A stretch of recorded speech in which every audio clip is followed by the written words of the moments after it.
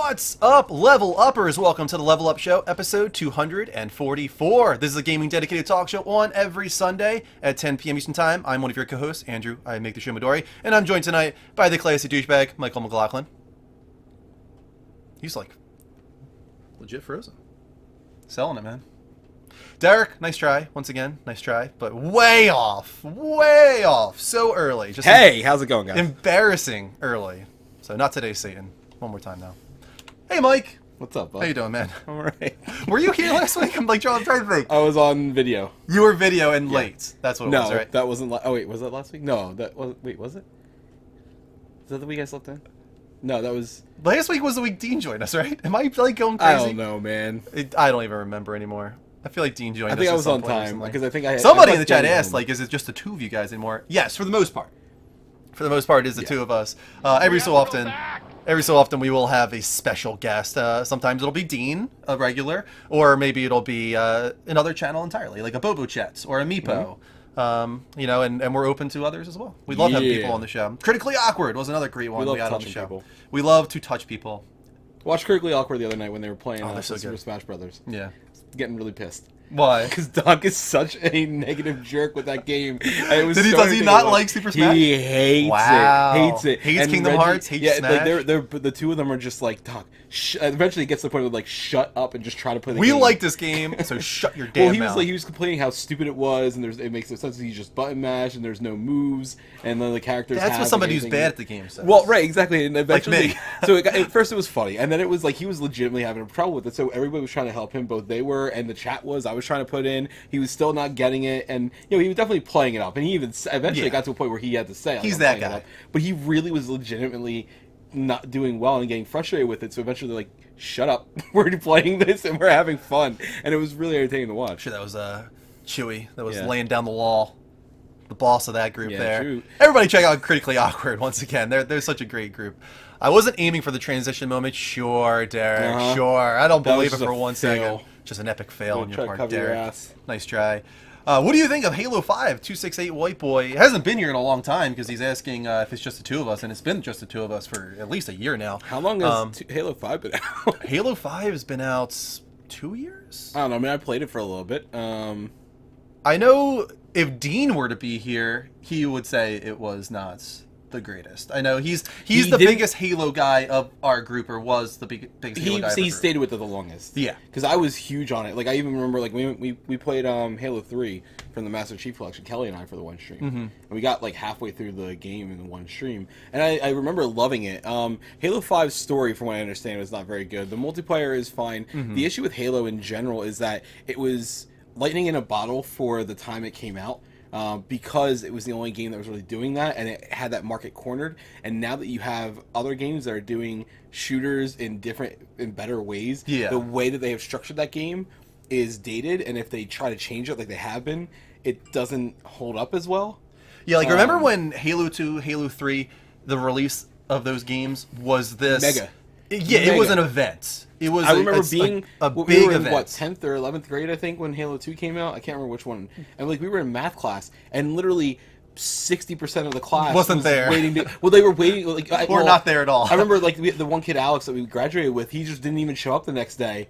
You know, and everything. But like the day before, they were talking about the midnight release and everything like that. A few people just didn't come in, and then on the Friday or whatever it was, the teacher was talking. They're like, "We went to Halo." They're like, "You just get it next day. Like, do what I did." The teacher was even the one in on it, so it was just really funny. But to the punch, Halo Infinity does look promising. I'm optimistic on that one for sure. At least. And Leia Light, welcome back, says, "Do I hear Kingdom Hearts fans in here?" I'm assuming she's asking because we did just get the intro video, which is an important thing for Kingdom Hearts because it always shows off Utada's song, and this time she did a song with Skrillex. That's the intro song to Kingdom Hearts 3. Skrillex is still alive? Skrillex is still alive and well, and actually has a major part in this song for the intro. For some people, very much a no. Okay. There's definitely a divide between I'll probably Kingdom be Hearts the ones fans. that like it, because I don't hate Skrillex. The first time I heard it, it kind of took me out of it for a moment.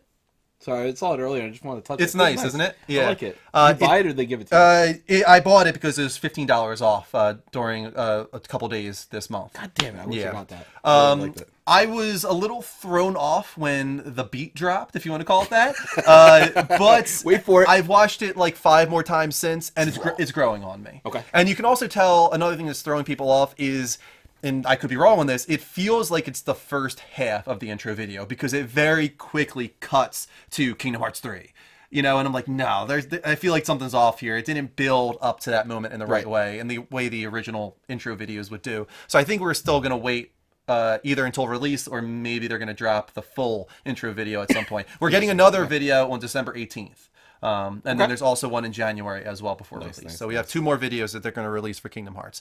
I used to watch you every Sunday, and I just didn't have time to. I remember you having 4 people on the show all the time. Still love the show. Thank you so much, 268. Yeah, so we've gone through different cast groups. Yeah, right. The original was me, Mike, Mark, and Kristen, my wife. And then it went on to me, Mike, Greg, and Dean. And then it went to me, Dean, and Greg. Well, no, and then it went Dean and Kristen, and then Dean and Greg. Right. You're right. Because Greg was still kind of apart, but he was always in New York, so Kristen did have a short stint with Dean here. Then Kristen left. Then it was just the 3 of us. Then Greg came in.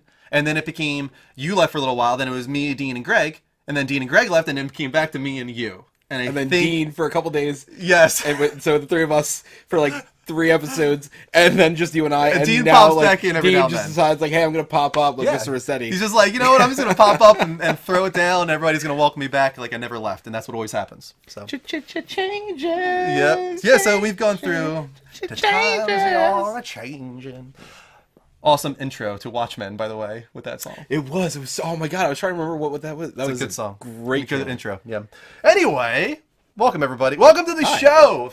To the 36 people in the room. We love having you here. Hope you enjoy the show tonight. We're on every Sunday at 10 p.m. Eastern Time. So if you like it at any point, hit that heart button here at twitch.tv/levelupshow. Turn on notifications. Make sure you get those alerts whenever we go live. For instance, I'm on every Monday, Wednesday, and Thursday with a variety game stream. Mike's on every Tuesday, and then we come together here every Sunday. And I will still continue to be live every Tuesday. Yes!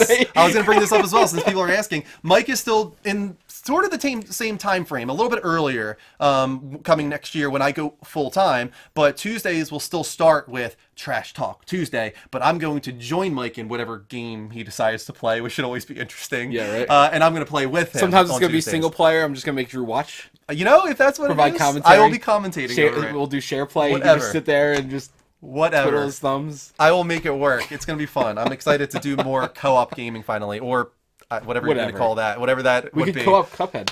That would, yes, that would be cool. That would actually be really interesting. I would be down for that. I would be definitely down for that. Cool. The new guy is really shy. Do we have a new guy? Who's our new guy? Is that him? This one. That's... He said, who's the new guy? He's the guy on the right earlier. Yes, his name People is thought Drake. he was talking about me. I think they're talking about Drake. His name's Drake. He's a good boy. Yeah, why is Drake over here and why is the Discord pillow Because I decided that I want the Discord pillow to be visible when we do have the camera over there. Because I like this Discord pillow. I like that pillow. No, I like it too. I like it a lot. It's a really cool pillow. And we need more pillows down here. Like, we have couches and chairs. Where are our pillows? We need pillows. If there's ever an opportunity... This is a set, not a living room. No, but we've always felt like this is our set, but at the same time, it's supposed to feel a little bit comfy. Throw blanket, throw some, like, art when Kristen was here, that was always happening. She would always be sitting there with her blanket. She was like, I'm cold. I want a blanket. Anyway, so hit that heart button here. Prize wheel is active, guys. Anything worth $5 or more will get you a spin of the prize wheel. That means subbing, resubbing, pledging on Patreon, cheering, tipping, hosting for $10 or more. And what we really, really enjoy are the sub gifts and the Twitch Prime subs, because that means you chose us for an awesome, awesome reason. The last thing that we kind of hate, kind of love, it means a lot to us when you do it, but we also hate it. This right here. We got the whole Bean Boozled jar. We are going through it so quickly because when you guys do community sub gifts, whatever number of gifts that you give away is the number of beans we shove into our mouths. So if it's 5, if you give 5, 20 per mouth. 20 is the maximum. I decided because I did 30. And you had did you see it? You said I missed that part. I did 30, and it was dangerous. Let's just put it that way. It was enough gelatin where I'm like, I need to spit out the amount of saliva that's building in my mouth like every 30 seconds, and on top of that, I'm not comfortable having this huge wad of gelatin in my stomach. It's just too much. So 20 is the max we'll do. But yes, so if you do 5, community sub gifts, we'll do 5 beans each, and they can be pretty nasty. I need to renew my sub tonight before someone else does it. I forgot about it. You can do it at any point, and we'll still spin the wheel for you guys. We have 4 prize wheel segments, I believe, spread throughout the show. That was an 11-minute spiel, Druckmann. 11-minute spiel, Druckmann. Just so because you know. we went on to a few tangents tonight. Let's go into Already? what we've been playing. Oh, yeah. Let's go with you first because you've been playing a big release. Yeah, Anthem. Which you can't talk about. So that's under NDA. Yes. We cannot talk So about. someone already asked about it, so I just want to put that out there. Yes. I am playing it, but I can't talk about it. All I'll say about it is I'm looking forward to another test. Nice. That's it. Neens and Derek, thank you so much for the host, guys. Appreciate that. So tell me about Smash Bros. Ultimate. Oh, dude, it's so good. It's so good. I've been calling it, and at first it was obnoxious because people try to name these types of things, but Okay. I'm really actually like feeling it. It's Smashmas. It is 100% the Christmas of I'm Smash okay with Bros. this name. It is so good, and the best. So I was listening. I can't remember if it was Easy Allies or if it was Kind of Funny, and it was. I can't remember who it was, but they said that every Smash game is usually a celebration of the characters of where they're playing or of the console. It's a celebration. N64 is a celebration of their lineage that far and their main characters. Sure. Melee was a celebration of both that and the console that they had. Same thing. So it kept going. Wii U was a celebration of the actual console and the new things that they changed around it. So for Brawl, so this one is actually a celebration of Smash. It is everything that people love about Smash. You open it up, and so when you hit Smash, the first thing you have to do is set your game mode, but then you choose the map, and it is 70 different icons. That's and crazy. It's overwhelming. Even crazier. I'm sitting there, and I'm going through, and I'm trying to play every single one, but I'm playing them in different order, so I'm all jumping all around. I was getting mad because I didn't see one of the most memorable maps I remember. One of the most memorable stages was on Brawl. It was the Twilight Princess bridge with the one dude riding on whatever that big I probably didn't get far enough into Twilight Princess to know what you're talking about. But it was for the castle. At the very beginning of the game, the dude's riding on the on the bridge, Yes. and the bridge that gets destroyed. I do and remember that's a that. Smash, and it's a Smash map. And I'm like, I don't see it on here. I was like, oh, maybe they took it out. I'm fucking pissed, this and that. And so I'm like, I was so annoyed. And I'm playing earlier this afternoon, and it just randomly hits it. It randomly hits it. It hit random by accident. No, it hit random by accident, and he pops, and the map pops up. So it was there. It was there. I just didn't see it because there's so that many maps that I didn't see it. I know there was a long tangent. One thing I heard from Dean, which I think is so cool, is that you can turn any map into a flat plane. So one of the biggest complaints people have is Dean plays in the same thing. Getty's when you hear him talking about it, people hate playing Smash with the items and with all the different pieces and everything like that. It's simple. And some of those maps are fun, and I do enjoy it. But yeah, sometimes like earlier today I was playing. I just kept playing Final Destination because I wanted one flat map, and you can do that now with every single one. That's so cool. So if you like the Yoshi's World, the Yoshi's Island stage that has multiple tiers and it floats all around and everything like that, you just make it one flat plane. You can have the music. It just looks like that, but it's just one flat piece. Same thing with Peach's Castle, which has all the pieces of the tower, or the one I can't remember. I think it was like the Kid Icarus zone where it has like multiple. It's like a thing that you climb and everything. Yeah. So you can just make it one flat thing. The characters feel great. The one thing that I'm not sure if I have a gripe about, but I know some people do, and I'm like 50-50, is starting out. If you just play Smash, you only have 8 characters. That's it. Wow, Out really? of all the characters you can only pick, and it's a core classic from the N64, originals from 64. That's which cool, though. Is kind of right. Again, that's where I'm like, it's kind like of a celebration of especially Smash. because in Smash Bros. In most of these games, they give you almost all the characters right away. Like on the Wii U, they gave you almost all the characters right away. They had a few locked up, but like, and those were only the new ones. Every other time, it was whatever characters existed before.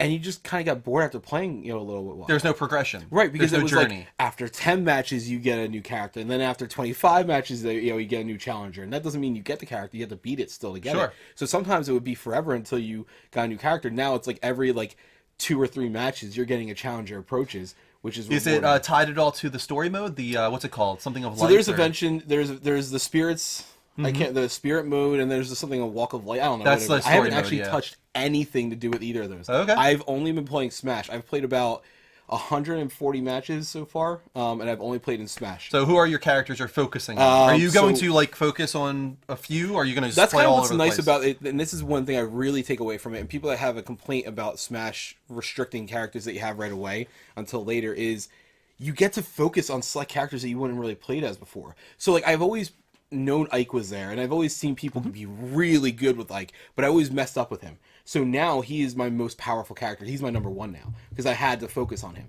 Same thing. Sonic actually is, in my opinion, really underrated by certain people. He's a little cheesy because you don't have to do too much sometimes, but if you time things the right way and you move around the map in the right way, you can use him. So he's my second. Cheesy as in like cheating? So there are characters that take a little bit more finesse and skill to use. Sure.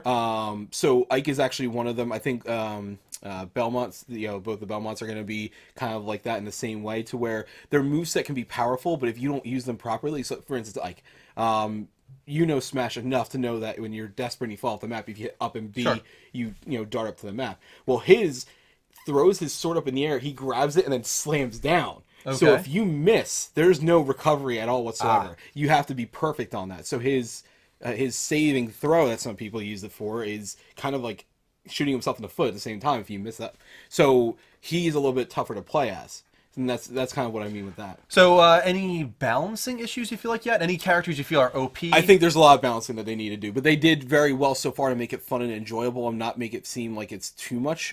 For instance, I just unlocked Isabelle, and it actually took me a few tries to unlock her because she's, I don't know if you paid attention to it, but Isabelle is the mayor's secretary or the mayor in Animal Crossing, depending on which version you play. So, and when she was at it, it's just like, why would you just not make her one of the shadow characters, or whatever they're calling it, echo characters? Yeah. I don't know if you've seen how they're doing that. Yeah. So why would you make her an echo character for like the villagers or anything like that?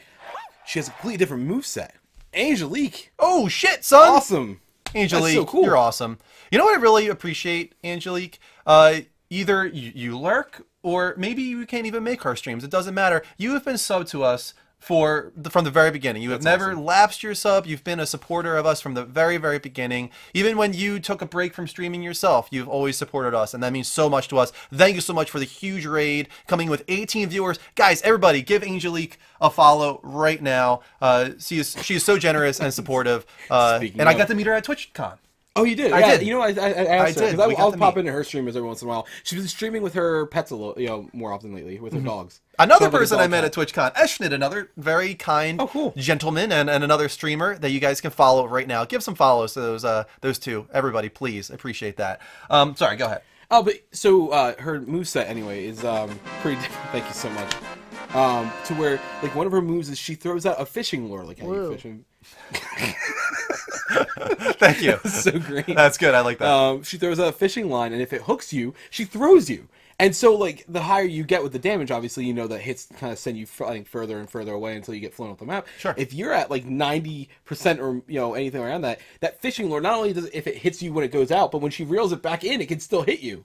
And either way, she'll throw you. Okay. So there are certain things where I'm like, that's so annoying. Because there are times where I had, like, I was at, 80, 90%, and she was at 120, 130. And I was about to hit the last final hit to get her, sent off the map, and bam, she hooks me and throws me, and I'm done. And I'm out. And I'm like, that's all it takes. 3 times. And it's like, I'm playing with a character. Like, so there are some issues, there are some challenges, but overall, like, it's fun, it's enjoyable. The only issue I'm hearing is that it has issues with the online. Which I heard that as well, yeah. I haven't tried that at all yet. But then it said, I watched Critically Awkward play the other night for like 2 hours. And they didn't seem to have any issues at all. Okay. So. Good to know. Yeah, I mean, what do you think as far as me goes? Especially next year. Like, is this something you think eventually I should pick up? Here's the thing. I think I've always said that. I think when you go full-time, you should try to devote at least 1 or 2 days out of your week to trying something new and trying to get good at it. Right. You know what I mean? You're going to have the time. You might as well try to, like, make yourself a jack of all trades, right? Right. If you're going for a fighting game, I think to get that Nintendo fan base as well, I think this is... I'm not a fighting guy, but Smash is definitely the most appealing to me. Yes. If you call that a fighter. It's a brawler. It's a brawler. It's a brawler. But either way, thank you so much, whoever shouted out Angelique. I appreciate that. Yes, that is the most attractive to me of any of the... Like, Mortal Kombat 11 looked great. Really enjoyed it. We'll talk about that later during the Game Awards discussion and all that. Psyched. But Smash appeals to me more than something like that does. And do that. I would go for that because you have to make it something that you think you're going to enjoy as well. And if you want to get into fighting games, like same thing, Dragon Ball Z. That one's another easier one to get into. But if you're not into it, then you're not going to like it. It depends on what your actual interests are. I think you should go for it. I would absolutely say I think you can enjoy it, and I think if you play it the right way, especially, Yeah. I think one of your issues is, and it's the same for a lot of people, there's too much going on. Yeah, it's a lot going on, yeah. And so Hetman was saying the same thing. He gets his ass kicked because there's too much going on with it. So for someone like you can play one-on-one and do that. Especially now you can make every stage the final destination stage. Just make it one-on-ones and get really good at it. And once you get really good at doing the one-on-ones, add a third one. And then add, you can keep adding them. That's kind of what I did when I had Melee.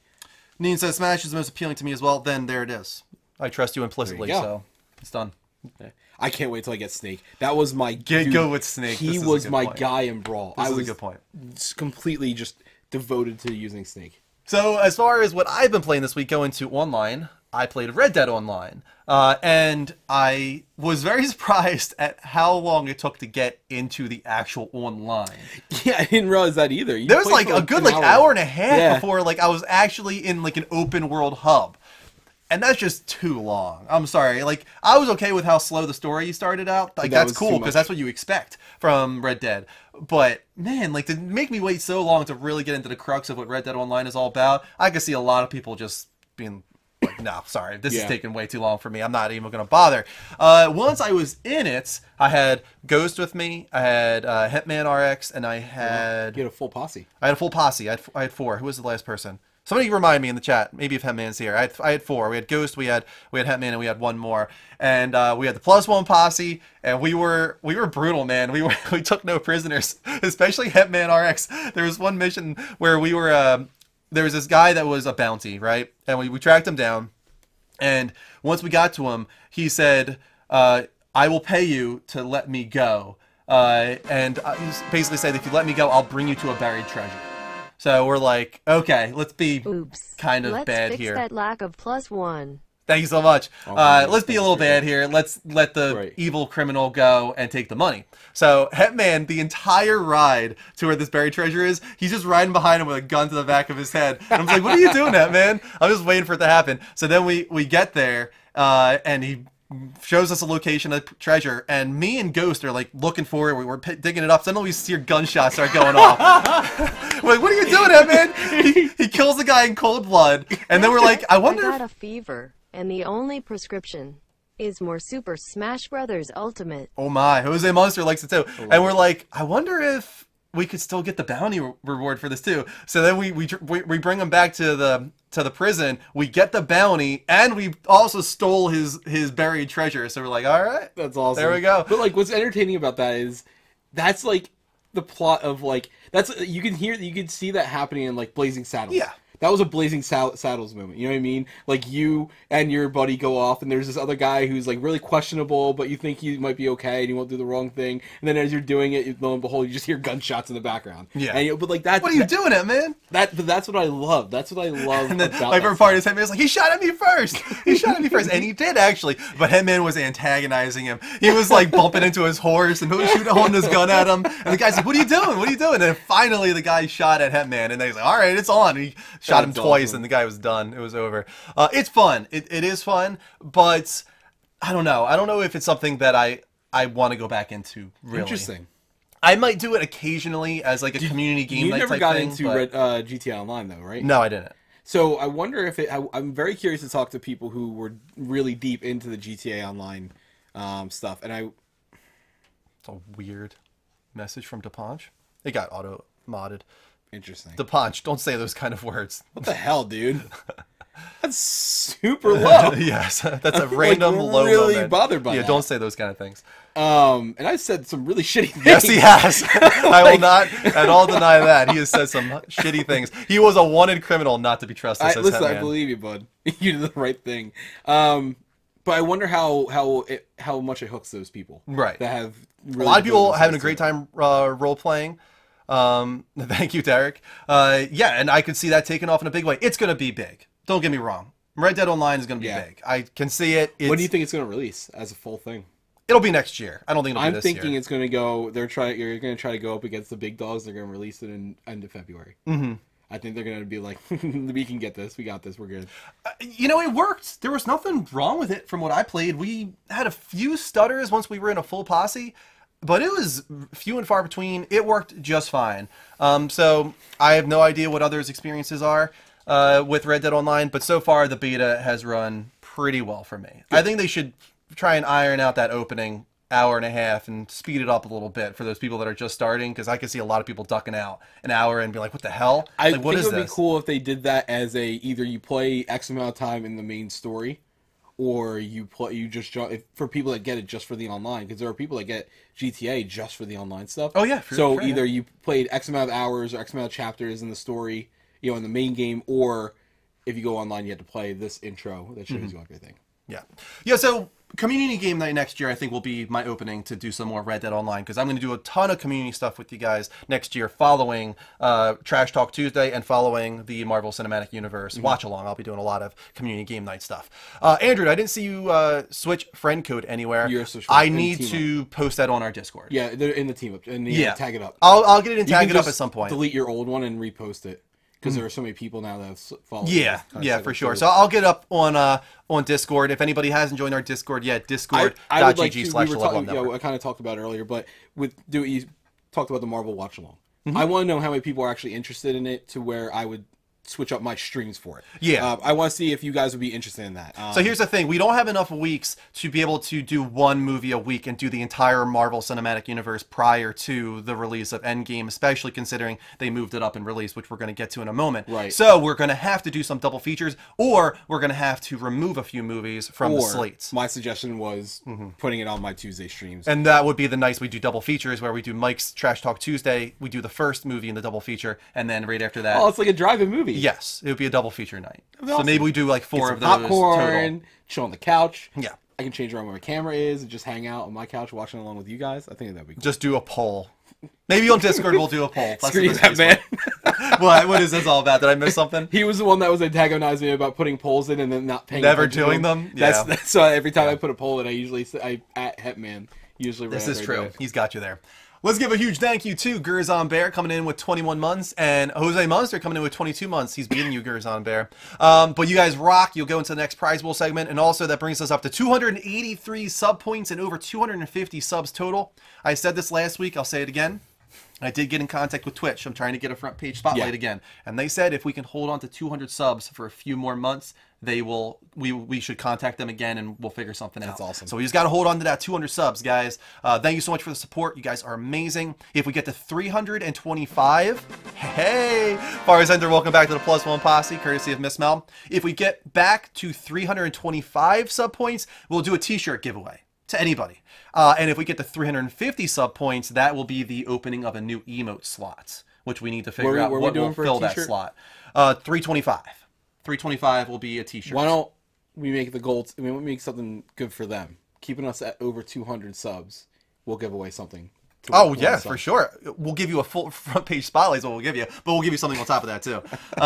Yeah, we'll figure that out. We can talk about that, because it'll be a few smarter months. Thing to do too. It'll be a few months before we get that. So we got to hold on to that 200, and we will. I know you guys will make that happen. The tallest wave of all recorded history is 1,720 feet taller than the Empire State Building. I can surf that. That's like the day after tomorrow. I'll body surf that one. Dr. Random sub from Dr. Random, using his Twitch Prime on us. That means so much when you use Twitch Prime on us, that you choose us, honor us with Twitch Prime. Thank you. A million times thank you to anybody that does that. If you keep 200 subs, I'll shave Drew's head. I'll pick it all. Just the whole thing, eyebrows and So everything. I don't know if I've said this to you. I don't know if you know about this yet. So what I'm doing next year, once I go full time, is each day of the week I'm coloring my hair a different color. What are you, ninja? No, here's the thing. This is a social experiment. Okay. So the idea is I'm going to get 4 different colors, and then one day I'm just going to go normal hair color. And each day of the week is going to be a hair color, but I'm going to alternate each week as well. That way there's no like, oh, Monday is just good because Mondays are good for you. We're going to try and figure out if there's any correlation between the color of your hair and how well you do on Twitch. You do know how colors work in hair, right? Yeah. Like, it's not just like erasing it and then retrying. There's sprays. Well, I'm just yes, gonna get but, the temporary sprays. I'm just gonna spray my hair each okay. day. I'm not going like full on out. I thought you were like dyeing your hair. No. Like it's just no. For one, that would be too expensive, and two, by my like hair day would fall two. out. My hair would fall out. So no, I'm not doing that. I'm gonna do the temporary hair sprays where you can right, Derek, do you even have shampoo out each hair, night. bro? Yeah. So each week we're going to look at the stats and we're going to figure out. We're going to make a video out of it too for YouTube so we can help other streamers. What hair color finds you the most success on Twitch? We're going to find this out over the course of a month, and we're going to do scientific research. It's going to be a real thing, legit. So we're doing that next year. I like how you haven't even gone your you're not even a full-time streamer yet, and you're already trying to figure out how to make waves. Yes. And just flip the table. Yes. Flip it on his head. We're going to change everything.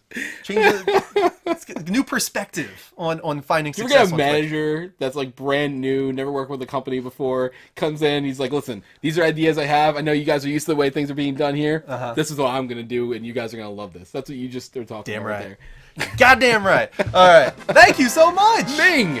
I haven't seen Ming in forever. Yeah. He joined us through Angel League. Am I correct on that? That's her husband. I thought so. Yeah. Right. I just was making sure because it's been a while. Right, it's been so long. I wanted to make sure I was still I haven't correct seen on him on her streams in a while. I actually haven't heard. But I also welcome back, Ming. Too much, but appreciate being here and appreciate that sub, tier 1 sub coming in from Ming. You guys are amazing tonight. Those are all going into the first prize pool segment. Right now, though, let's get into the official non-gaming portion of the show. It's called the Level Up Show. Has no game. 3 non-gaming topics at 2 minutes each. Are we ready? Yes. He's on delay right now. First up.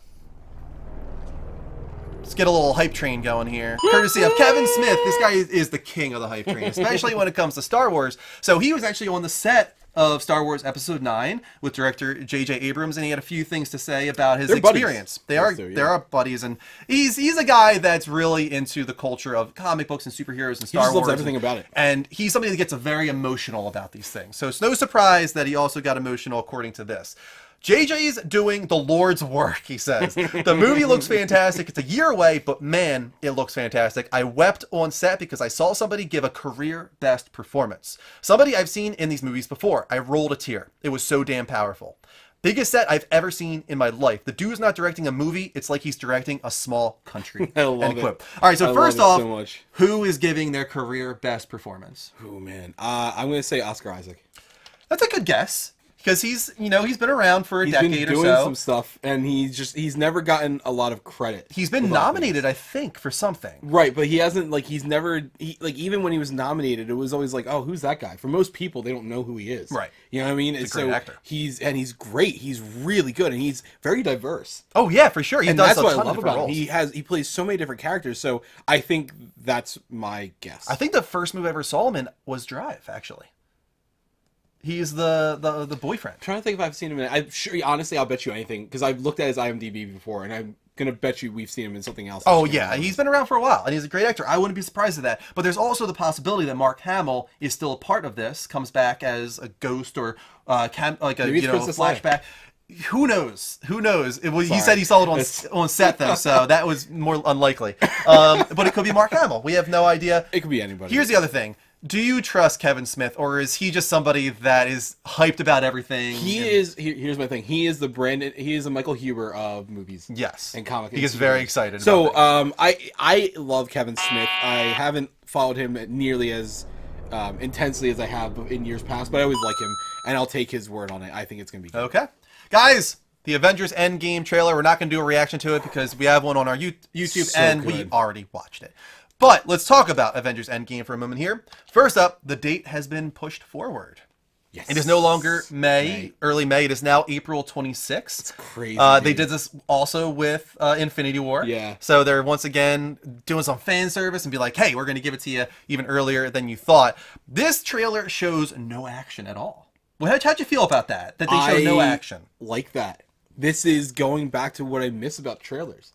It's not giving anything away. The only thing to give away is the end of the trailer, where Scott Lang, where Paul Rudd is just sitting there at the door, like trying to get in. It's like, yeah, but at the same time, we don't know when that takes place. Even Captain America says, "Is that video old?" And the reason he's probably saying that, spoilers for Infinity War. Nope. Just in case. Spoilers for Infinity War here. It ends with the snapping, meaning that half of the world, half of the universe actually has been decimated, and they're calling it the decimation actually in the film. So, are they doing time manipulation? Are they doing time travel? We see Steve Rogers in his... You didn't watch Ant-Man 2, right? No, I have not. But I do know how it ends. So I know why you would think that might be the case. But Winter Soldier outfit for Captain America is seen in this trailer. So when is that taking place? Is he asking when is that video old because they think Ant-Man is wherever he is? Or is it because they don't know where they are in time and they don't know like if this video might legitimately be old?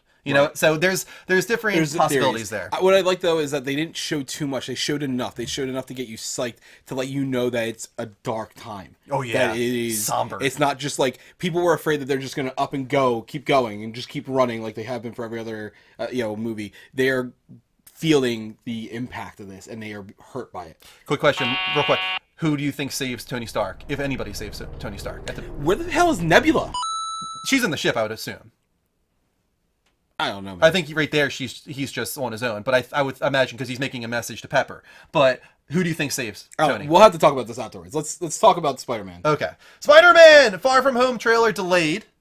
We were supposed to get it this week, supposedly, but sounds like we're going to get it early next week, and we have a little bit of info because people have given a synopsis on the trailer.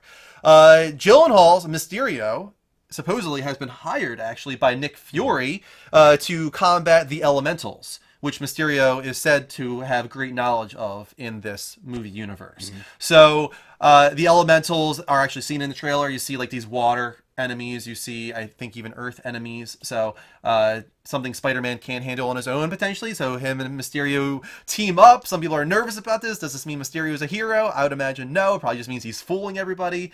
What do you think of this idea? I haven't seen the trailer yet, but no, the trailer's not possible. Well, I know, but some people have seen it. Yep. Is it possible that these elemental enemies are actually created by Mysterio so Mysterio can get close to the shield, get some insider information, find out how to take down all these people? That seems like a Mysterio move. It does. Yes, he's a trickster. He's good with smoke and mirrors. He's the Loki of Spider-Man. He's smoke and mirrors. Is exactly what he is. He misdirection is his thing. He's a magician in a lot of ways. You know, so that would make total sense for him to be using. But what I think is cool is that it's being described and they've tweeted out like Gyllenhaal and Holland, Mysterio and Spider-Man are going to be, almost buddy-ish. And it's building on the relationship with each other. That's great. Which I think is really cool that it's building up this whole thing of, and some people are like bothered by it. Like, oh my God, like, oh, I didn't see him coming as the villain or anything like that. But maybe that's not going to be what it is. Maybe it's going to be like Spider-Man the game where like Doc Ock was in it from the beginning and you knew he was there and you're like, God, please don't go south because I'm starting to really love you, bud. You know what I mean? And maybe that's what you're going to feel against Gyllenhaal. Maybe. I don't know. The other thing that we found out about the trailer is that it does not mention Infinity War at all, the events of Infinity War, and it not at all mentions Endgame. So this is its own thing, and spoiler alerts for Infinity War. It's been long enough, but I'll still give it to you guys. Spider-Man was decimated in Infinity War. Oh, it feels so good. So the question is, like, what is going on here? This takes place after Infinity War, but before Endgame. How is he alive? What is going on here? What do you think? How is Spider-Man alive? How is this movie even taking place? I am of the idea that this is a different time, a different dimension of whatever it is. Yeah. It's a different version of the trip that Peter was on in the beginning of I agree completely. Infinity War. That's where the bus was the field trip that he now goes on in Far From Home. If that portal didn't open up and those guys came through and ended that bus ride, this is where they would have gone. Yep. Yes, I agree with you. I think that's what's going on here as well. We'll have to wait and see, though. Anyway, that is the Level Up Show Has No Game. Let's go back to Avengers really quick, though, because you didn't answer. Who do you think is saving Tony Stark, if anybody? I don't know. I was really, like, I mean, the closer it gets, the less we haven't heard anything about new casting or anything like that. I was really hoping that that's where Captain Nova was going to come in. Okay. Because that was like a rumor thing for the longest time. Yeah. And people were like, does he come in? Is this where you see him? Because he's the one who warns about Thanos coming and this and that and stuff. So we're like, is he going to play a part? And then nothing came of it. and the Nova Corps were mentioned in the film, you know, in the Guardians films and everything like that. So he could. Otherwise, I honestly haven't a slight freaking clue. I think it's a few possibilities. Captain Marvel, of course, is a possibility. And the other one is Rescue. Pepper Potts is Rescue. Maybe finds some way of getting close to him. We did see the Rescue concept art. Concept art. Yeah. So it is in there. But that said, he was hundreds of thousands of... It depends on how far he's able to get on the ship before he runs out of fuel. Is he able to get relatively close to Earth to the point where that message can be sent and to the point where Pepper can make the distance and save him? That's what we'll have to wait and see. I don't know, man, but I just don't understand why Nebula wasn't able... Like, here's the thing. Nebula knows that, like, space much better than Tony does. So how is she like, hey, we can kind of let's go stop. here. Let's make some repairs, get some yeah. fuel. I need to pee a little bit, you know, and then we can head on our way. It's a good point. It's a very good point. That's why I'm confused, and I'm knowing how that character is. Maybe she like angrily up and storms off or something. It's possible. Moving on, let's get into those wheel spins, guys, because we had a ton of support coming in already. We're going to spin first for Angelique for 2 reasons. First, for that huge raid, 18 viewers coming into the show tonight, courtesy of Angelique. Huge. Thank you. 10 XP goes to Angelique. Let's do that right now while we're in the middle of this. Points add Angelique 10. Way to go, Angelique. Thank you so much. We're going to spin for you again for also subbing to our channel. 17 months now. Ooh, Pterodactyl is coming out tonight. Let me reset the reminders and put it in there. Reset and reminders. Reminder, the Pterodactyl coming out tonight. All right. And then we got a spin for Gerzon Bear coming in with 21 months tonight. Ooh, a video game sketch for Gerzon Bear. Whisper me, Gerzon Bear. I'm pretty sure we're friends on Twitch. Let's see if I can find you relatively quickly. If you Guys, we're lagging for you. Refresh your stream because we have no drop frames. Yeah, we're good. Twitch is kind of weird sometimes with audio desync. It usually just means you need to refresh your stream. And if anybody else is getting that issue, do it as well. If everybody's getting that issue, that means tell us. We are friends, Gerzon, so whisper me. Why can't I X out of that? There it is. Whisper me with a video game title or a video game character, Gerzon Bear. Next up, we have Jose Munster coming in with 22 months. Did that work? There we go. 20 XP to the entire room. Way to go, room. An old Dean staple, if you guys didn't know. And now we got Dr. Random blessing us with that Prime subscription. And then we got to do Far Center, too. I missed that. Let's spin again. We already got a sketch. Let's spin again. 10 XP goes to Dr. Random. Thank you so much for randomly subbing to us. Oh, hey, look, I got blue paint on your couch. Let's spin at... Yeah, I noticed that. Let's spin for Farsender. He was gifted a sub by Miss Mel. Video game charades for Farsender. Farsender, whisper me with a video game title or a video game character. Hey, look, it won't come off. And one last one. We got Ming coming in. Oh my, never mind. We got to do another one. Oh, and it's a tier 3. Wait for it, guys. PRODUCER STATUSEVERYONE NEEDSTOGET IT. Mr. Producer, thanks so much for remaining a tier 3 awesome, sub. $25 a month. A producer of this channel, everybody. Let's spin for Ming. Spin for Ming. Spin for Let's Ming. spin for Ming. 10 XP to the entire room. Way to go, room. And finally, let's spin a big spin for Baz023S. So much support. Oh, we already got a pterodactyl. Oh, no. We're switching it. We're doing a double pterodactyl. Double pterodactyl tonight. Since we got it twice. Boom. All right. And those are all the wheel spins for now. Guys, if you didn't know, you can get into the next wheel spin segment with anything worth $5 or more. So that means subbing, resubbing, pledging on Patreon, cheering, tipping, hosting for 10 viewers or more, and of course, Twitch Prime subs, sub gifts, and community sub gifts as well. Those all count, guys. Thank you so much for all the support. Let's get back into the show here with a Michael segment. Mike, take it away. Ladies and gentlemen, it is that time of the show where we read your answers to the community question of the week, where you guys go to our Discord at discord.gg/thelevelupnetwork and go to the community question of the week tab, where we pose a random question that's sometimes good, sometimes bad. We don't really care. We just This one's from Johnny. So it's probably bad. I'm surprised it's more than 3 words. And they're spelled right.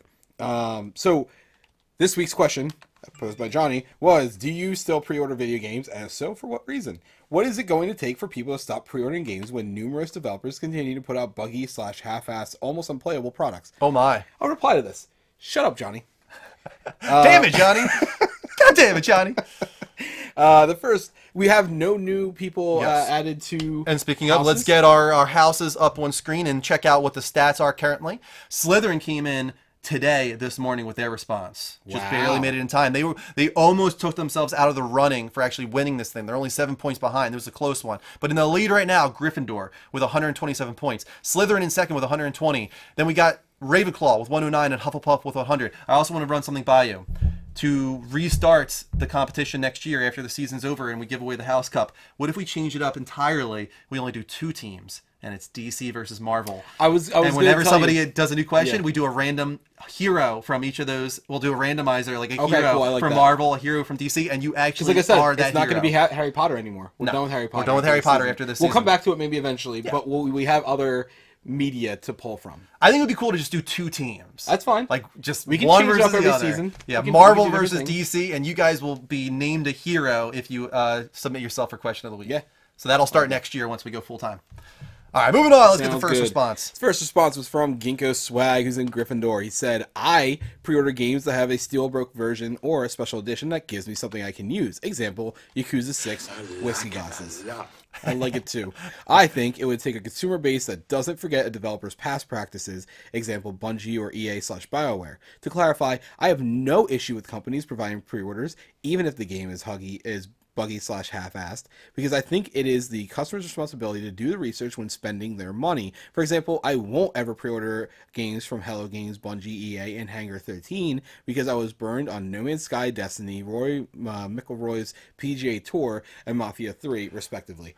So It's a valid point. For sure. It is our responsibility in some capacity to look into these games. yeah, read absolutely. reviews. I like this answer. I think this is the answer that I align myself with most. I haven't seen anybody else's, to be fair, but I feel like this is the one I align with almost perfectly, because it's not like, listen, people can say what they want about pre-orders.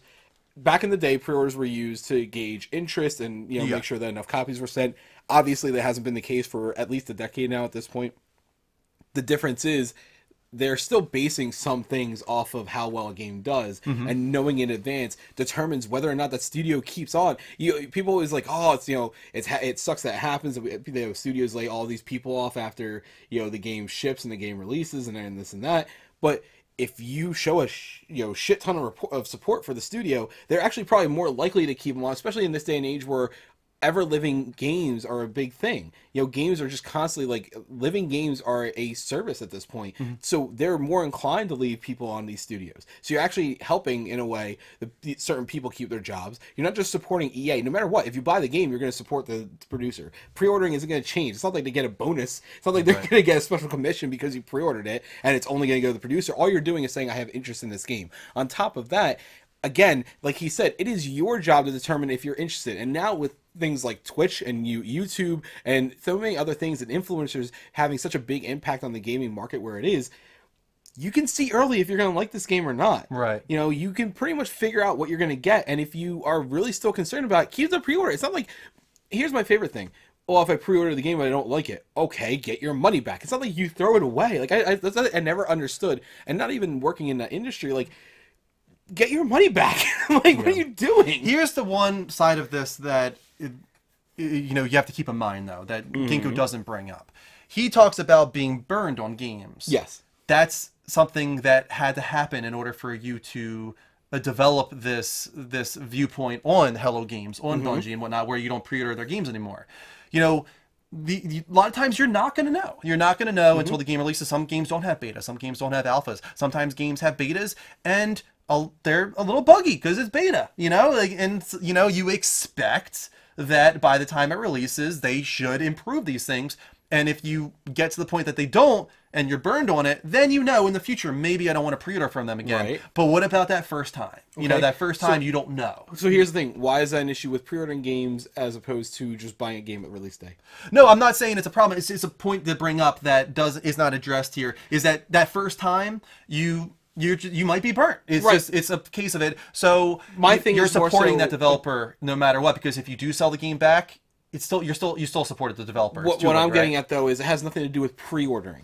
There's always this attack on pre-ordering games, and right now the only reason to pre-order really is to get free stuff. The only reason I care about pre-ordering games is when I pre-order at Best Buy, I get $10 in credit from them. Sure. Like it's basically here's $10, thank you for buying this, and I'm like okay, so now I got it for $38. You know what I mean? Like it's super cheap to buy. So that's the only reason why I care that much. Sometimes you do get free extra stuff and this and that, so that's nice. But again, even if you didn't, let's say you didn't pre-order it, Drew, Final Fantasy VII is coming out. Yeah. It's coming out January 1st.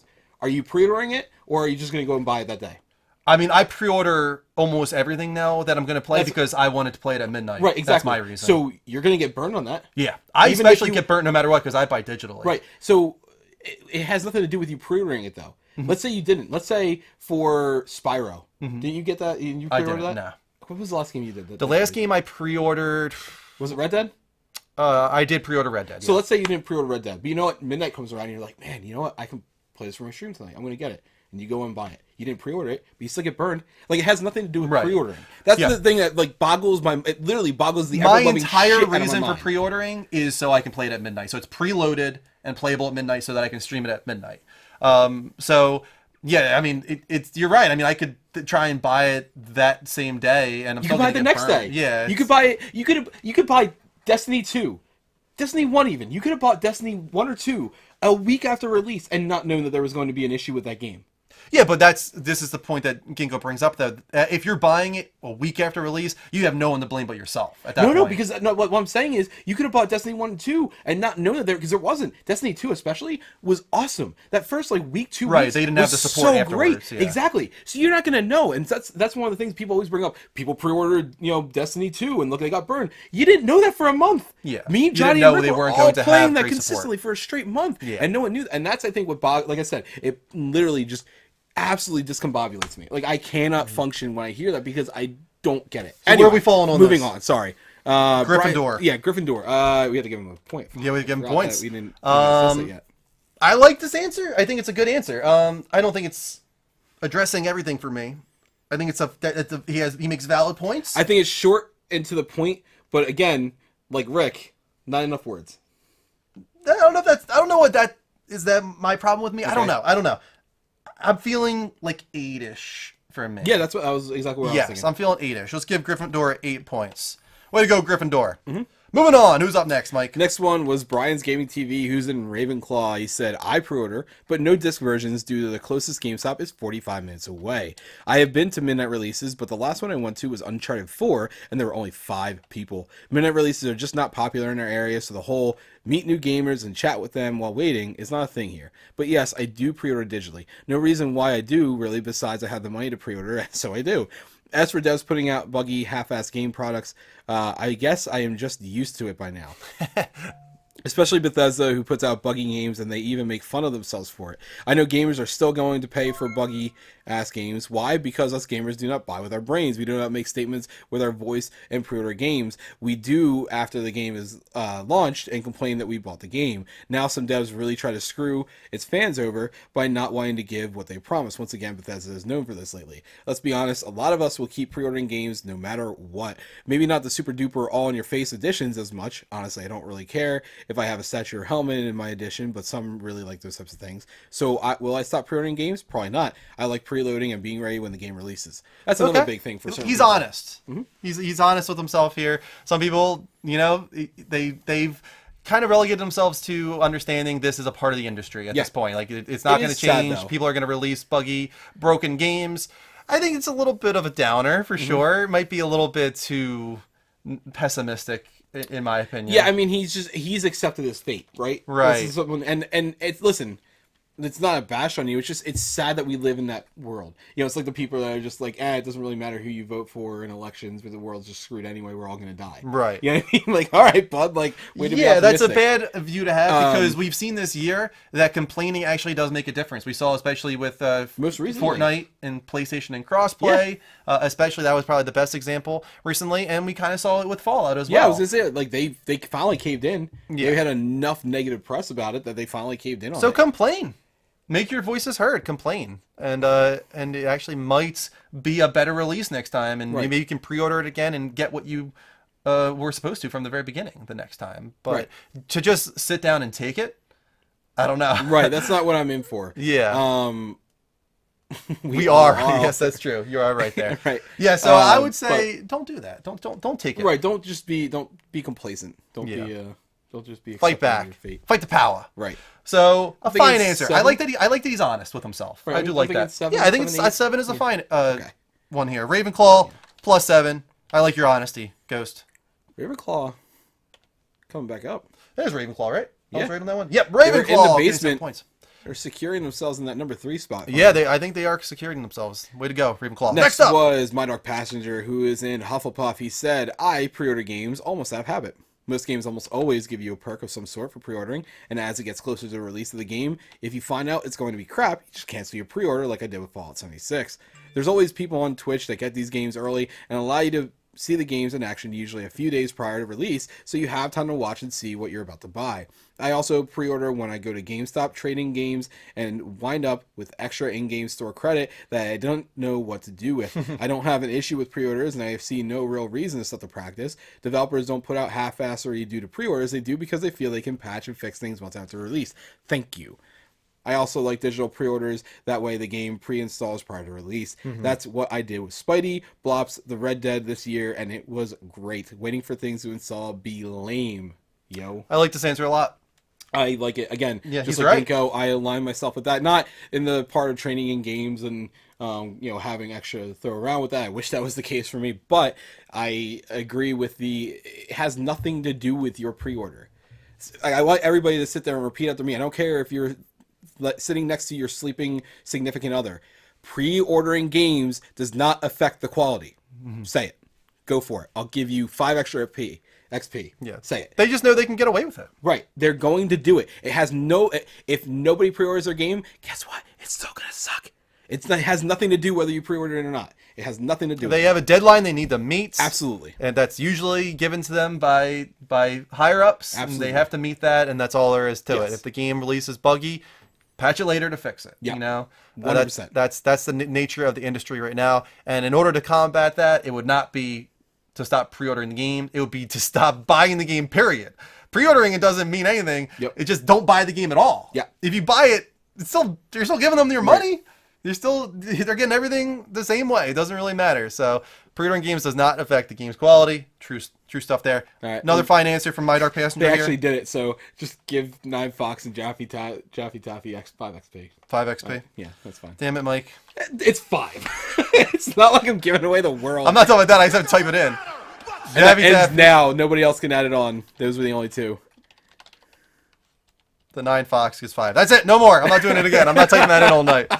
How many points are we thinking here for Hufflepuff? For that answer, I am going with an 8. I agree. I think it's similar to the first answer. I like it. I align myself with it. It's a good answer. 8 points, out, dude. You were lazy. You didn't feel like doing it. 8 points to Hufflepuff. He's like, why do I always lurk? Well, that's why, right there. And the final answer of the week comes final answer is from Lawbro Haha, who's in Slytherin. Came in getting late. That answer this morning. At least somebody did it though. Yep, he came in. I didn't have time to put it in the video. You're too late. Jeez. He said, I only pre-order games for the pre-order bonuses. My last pre-order purchase was for Marvel's Spider-Man. Pre-ordering the game gave me 5 extra skill points, early access to 3 different suits, and the Spider Drone. Oh my. I don't see anything stopping people from pre-ordering games. I feel the main reason a person pre-orders a title is because of the excitement they feel while watching the trailer or gameplay of said title. Yeah, I think a lot of people just pre-order games out of habit. They don't even care about the pre-order bonuses. They just get it because they want the game, and for some reason they think pre-ordering means that they're like feeding the hype. I don't know. It's just like there's no reason for it, honestly, for some people. I agree with that. I think that some people just do it because they don't see anything wrong with it because you shouldn't. And all these people vilifying it, it's just you're just yelling at clouds, guys. You're just yelling at clouds at this point. It means absolutely nothing. So I'm right there with you, bud. I'm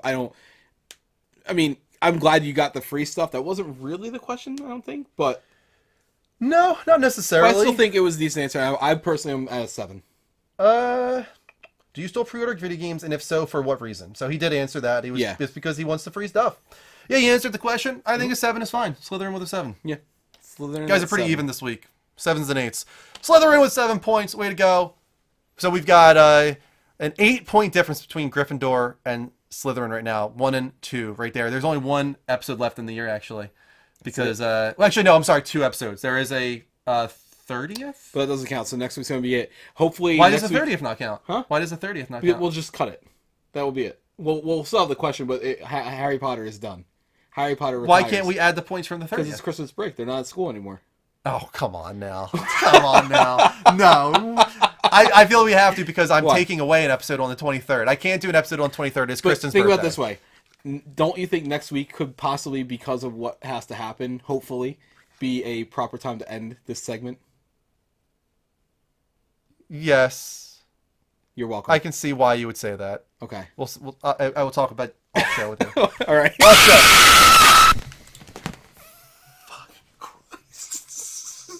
Booyah Kasha. Who did that? King Kurt. Oh, it hurts. No, it wasn't King Kurt. King Kurt came with $5. Who did 22? 22. Who did that? Oh, it hurts right in here. Who did that? Oh, I tensed up my groin. Who did that?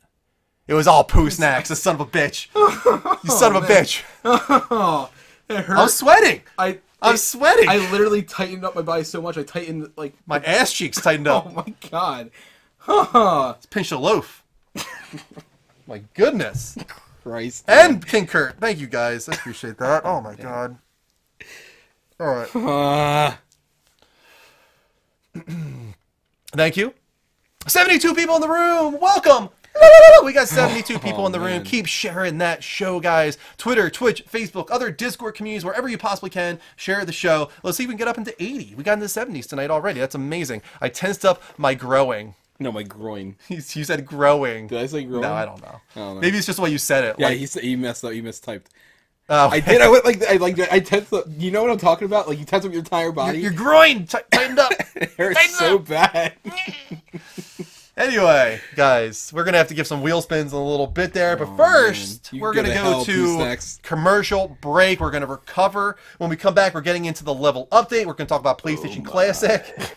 We're going to talk about Epic Game Store and some other things as well. Our topic of the week tonight is the Game Awards and Kinda Funny Game Studios. So definitely, Games Showcase, so definitely stick around until the very end. We'll talk about all the big announcements that happened this week. Right now, though, hold on tight. Nina Lee will be back in approximately 60 seconds. Welcome back, Level Uppers, to the Level Up Show, episode 244. All Pooh Snacks coming in with 1,000 biddies. He got us tonight. He got us good. Oh, man. That was not my favorite. Scare tip of 2222 means a lot. It does hurt, but at the same time, it means a lot. So appreciate you. Hot sauce crusty. Welcome to all the new viewers. We got 70 people in the room. Appreciate every single one of you being here. Dude, her face was so red. I'm sorry. I'm sorry. If you enjoy the stream, hit that heart button here at twitch.tv/TheLevelUpShow. Turn on notifications. Make sure you get those alerts whenever we go live. I'm on every Monday, Wednesday, and Thursday with Variety Game Stream. Mike's on every Tuesday, and we come together here every Sunday for a gaming talk show. Next year, though, the schedule will change because I am going full-time on January 7th. If you would like, I need to type it out because I don't have any command for it yet. But if you'd like to see next year's full-time schedule, just go to levelupnetwork.com/schedule. Very easy link to remember. Just go there. You'll see next year's full-time schedule. Mike is still streaming. He's not going anywhere. He's still streaming on Tuesdays as a part of Trash Talk Tuesday, but I will be joining him. We'll be doing a lot of co-op stuff, a lot of competitive stuff. It's going to be a good How time. often a stream do you think you're going to hear the words, Drew, you suck? A lot. At first, and then I'm going to become so good. Because I'm going to be just playing games all the time. It becomes so good. Mike is crying laughing. Oh, I was literally crying laughing this morning from laughing so hard at that. I want to give another shout out to all Pooh Snacks, now with 1,000 biddies and 2222 scare tip. We got King Kurt coming in with $5. It means a lot. You guys are all going into the next prize wheel segment. We've also had several subs tonight. Several hosts tonight. Angel, thanks so much for the huge host of 18 That's viewers. awesome. You guys are all amazing. And don't forget the prize wheel is active. We have another one coming up later in the show. If you want to get in on that prize wheel segment, anything worth $5 or more will do it. So that means subbing, resubbing, pledging on Patreon, cheering, tipping, hosting for 10 viewers or more. And of course, Twitch Prime subs, sub gifts, and community sub gifts. utilize these bad boys right here. Us throwing these beautiful beans in our mouths. All right, so keep that in mind. Let's get into the crux of the show, though. Like it's giving me a security warning in my browser. Our weekly discussion of the week's biggest gaming industry news. It's called The Level Updates.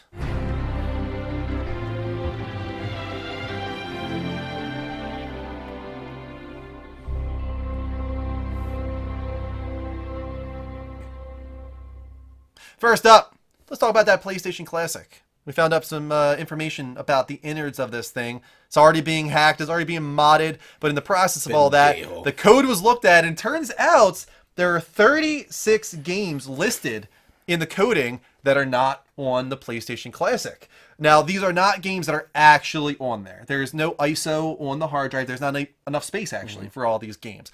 But what it probably means is that these games were at one point looked at by Sony Has been and considered. clarified that there's no space on there for these games? Not a lot of them could fit, not all 36. They could probably fit somewhere in the 20s of these games. So if they wanted to do all 36, it would not fit. So they probably were looking at these games. At one point, they were even considering these games, but for some reason, they did not make the cut. Maybe that was because of publisher relations. Maybe it was because of disk space or hard disk space. I have no idea. We will never find out probably. But here are the games that were not included with the PlayStation Classic. We have Armored Core, Master of Arena, Chocobo's Mysterious Dungeon, Colin McRae Rally, Crash Bandicoot 1 and 2, Devil Dice, Driver, I think this is called Guys, which is a fighting game. You also have Fighting Force. You have Gran Turismo, Grand Theft Auto 2, Harry Potter and the Philosopher's Stone, Kagero, Klonoa, Door to Phantomville, Phantom Mile, I think is what it says. Kula World, Legacy of Kain, Soul Reaver. You have Medal of Honor, Medieval, Mega Man Legends, Mr. Driller G, Paka Passion, Parappa the Rapper. You have Parasite Eve, Raystorm, Ridge Racer, Silent Hill, Spec Ops, Stealth Patrol, Street Fighter Alpha 3 and Street Fighter X Plus Alpha, Suikoden, Tomb Raider 1 and 2, Tomba, Tony Hawk's Pro Skater 1 and 2, Toy Story 2, Vagrant Story, Wild Arms 2, and Xevious 3D G+. A whole lot of really classic PlayStation games in there. Ones that I think some people would say are better than any of the ones we have in the system for the most part. And we're going to put a poll in the chat. Of the ones that could fit in the poll, which one are you most disappointed by not being included in the PlayStation Classic? What do you think, Mike? What is your most disappointing omission that was on this list? I think I know why it was probably excluded, but Tony Hawk 1 or 2. Yeah, definitely. That was I would think that was a defining moment for PlayStation, actually. My second, I would say it's actually a tie between Medieval because of the relaunch. The remaster remake? With them remaking it, I think that's a good time to get people to see what they might be missing or why they could be interested in that.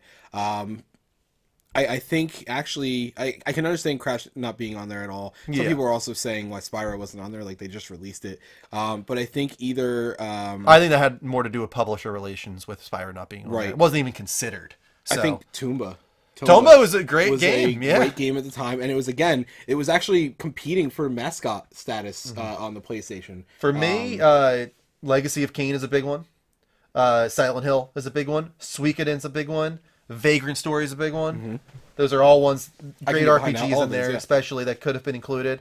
Those are the ones that really stand out, especially. Gran Turismo. How do you not have Gran Turismo on your PlayStation Classic? I don't know, dude. But that's the thing. What bothers me is that that isn't that an inside studio? Yes, Polyphony is owned by Tomba. I think is still a PlayStation-owned IP title, PlayStation-owned IP. There's a lot of these in here that I don't understand why they didn't have it on there. And if you're gonna tell me that you couldn't afford it or that it couldn't fit on the thing, I'll tell you right now, it's just like we've talked about. It's just a pie.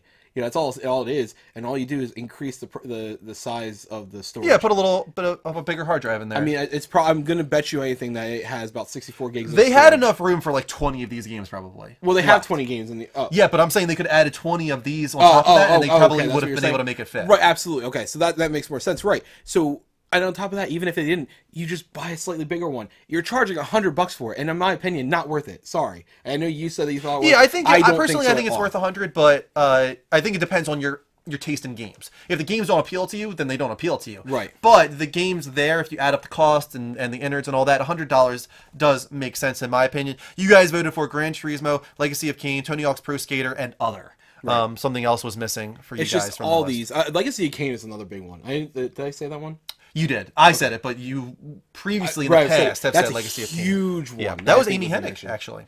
Yeah. Well, God, I didn't know that. That was Amy Hennig. Wow, I didn't even know that. Like she was the creative director on that. Like that's crazy to me that you guys are really like, come on. And I think what bothers me the most is that they didn't go through, and I think this is what bothers a lot of people, is that not only were these considered, and not only did they have the ability to add these if they wanted to, they have done two things that I think are egregious. They have stated that there will be no way to update this console online, which in this day and age you absolutely could. Or you can through modding it or hacking it, which is already being done. But what I'm saying is you can connect it to the internet, you post an update somewhere, you go connect it to the internet somehow.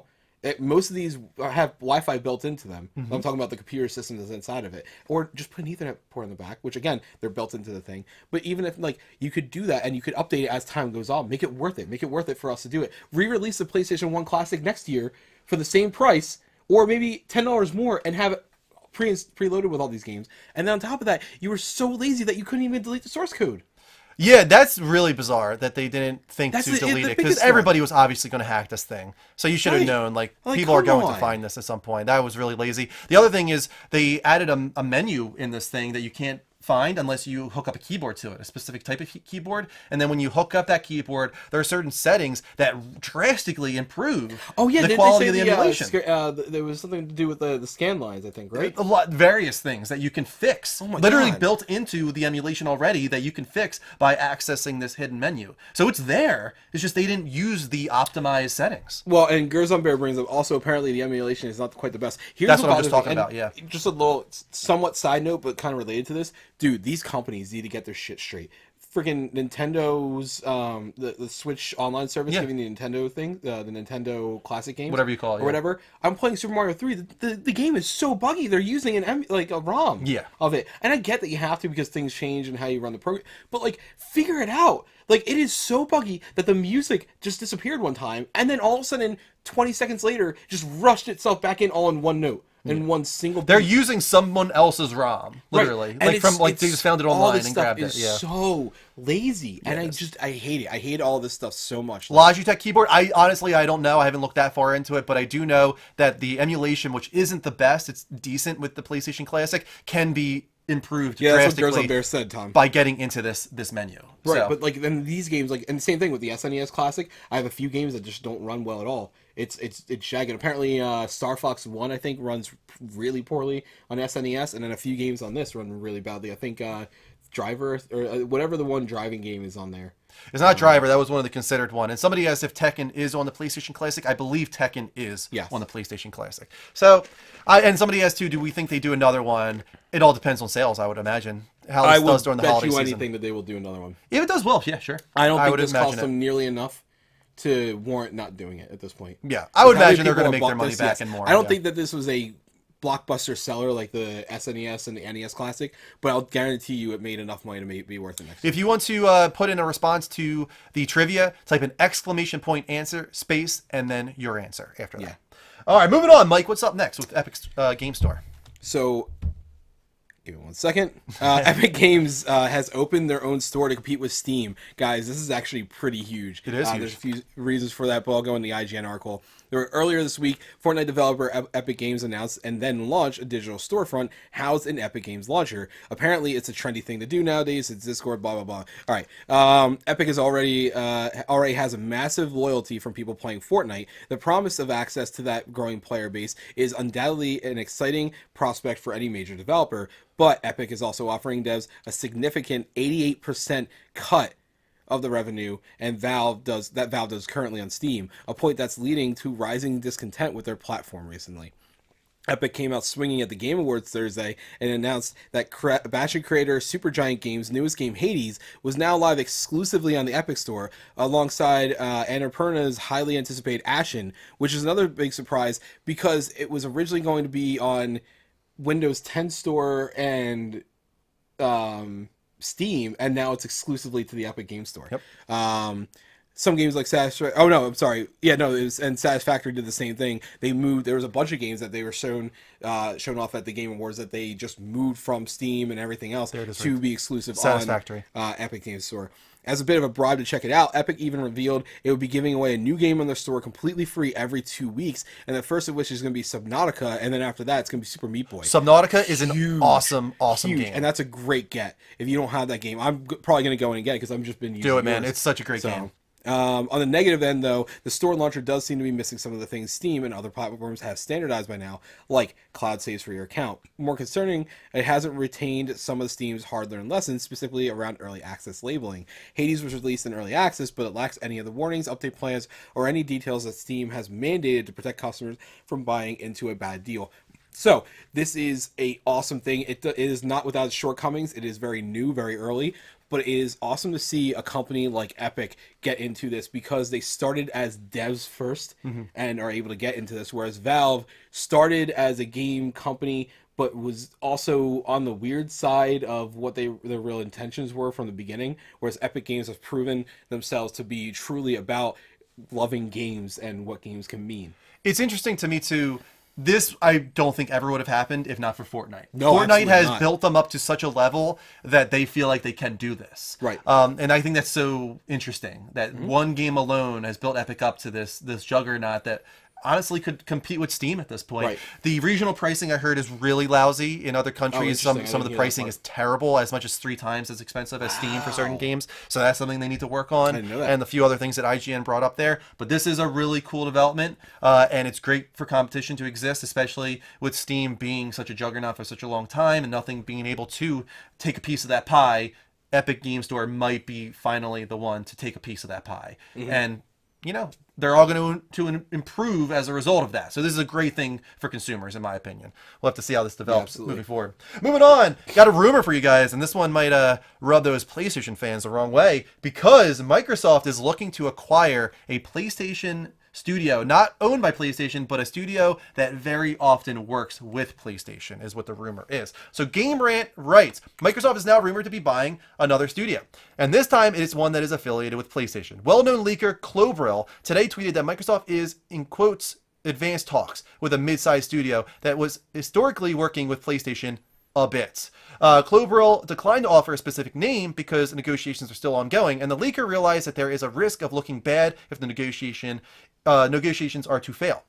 Quote, let's make this Monday a bit more interesting. I can say that Xbox is in advanced talks a few months with a mid-sized studio that historically worked together with PlayStation a bit.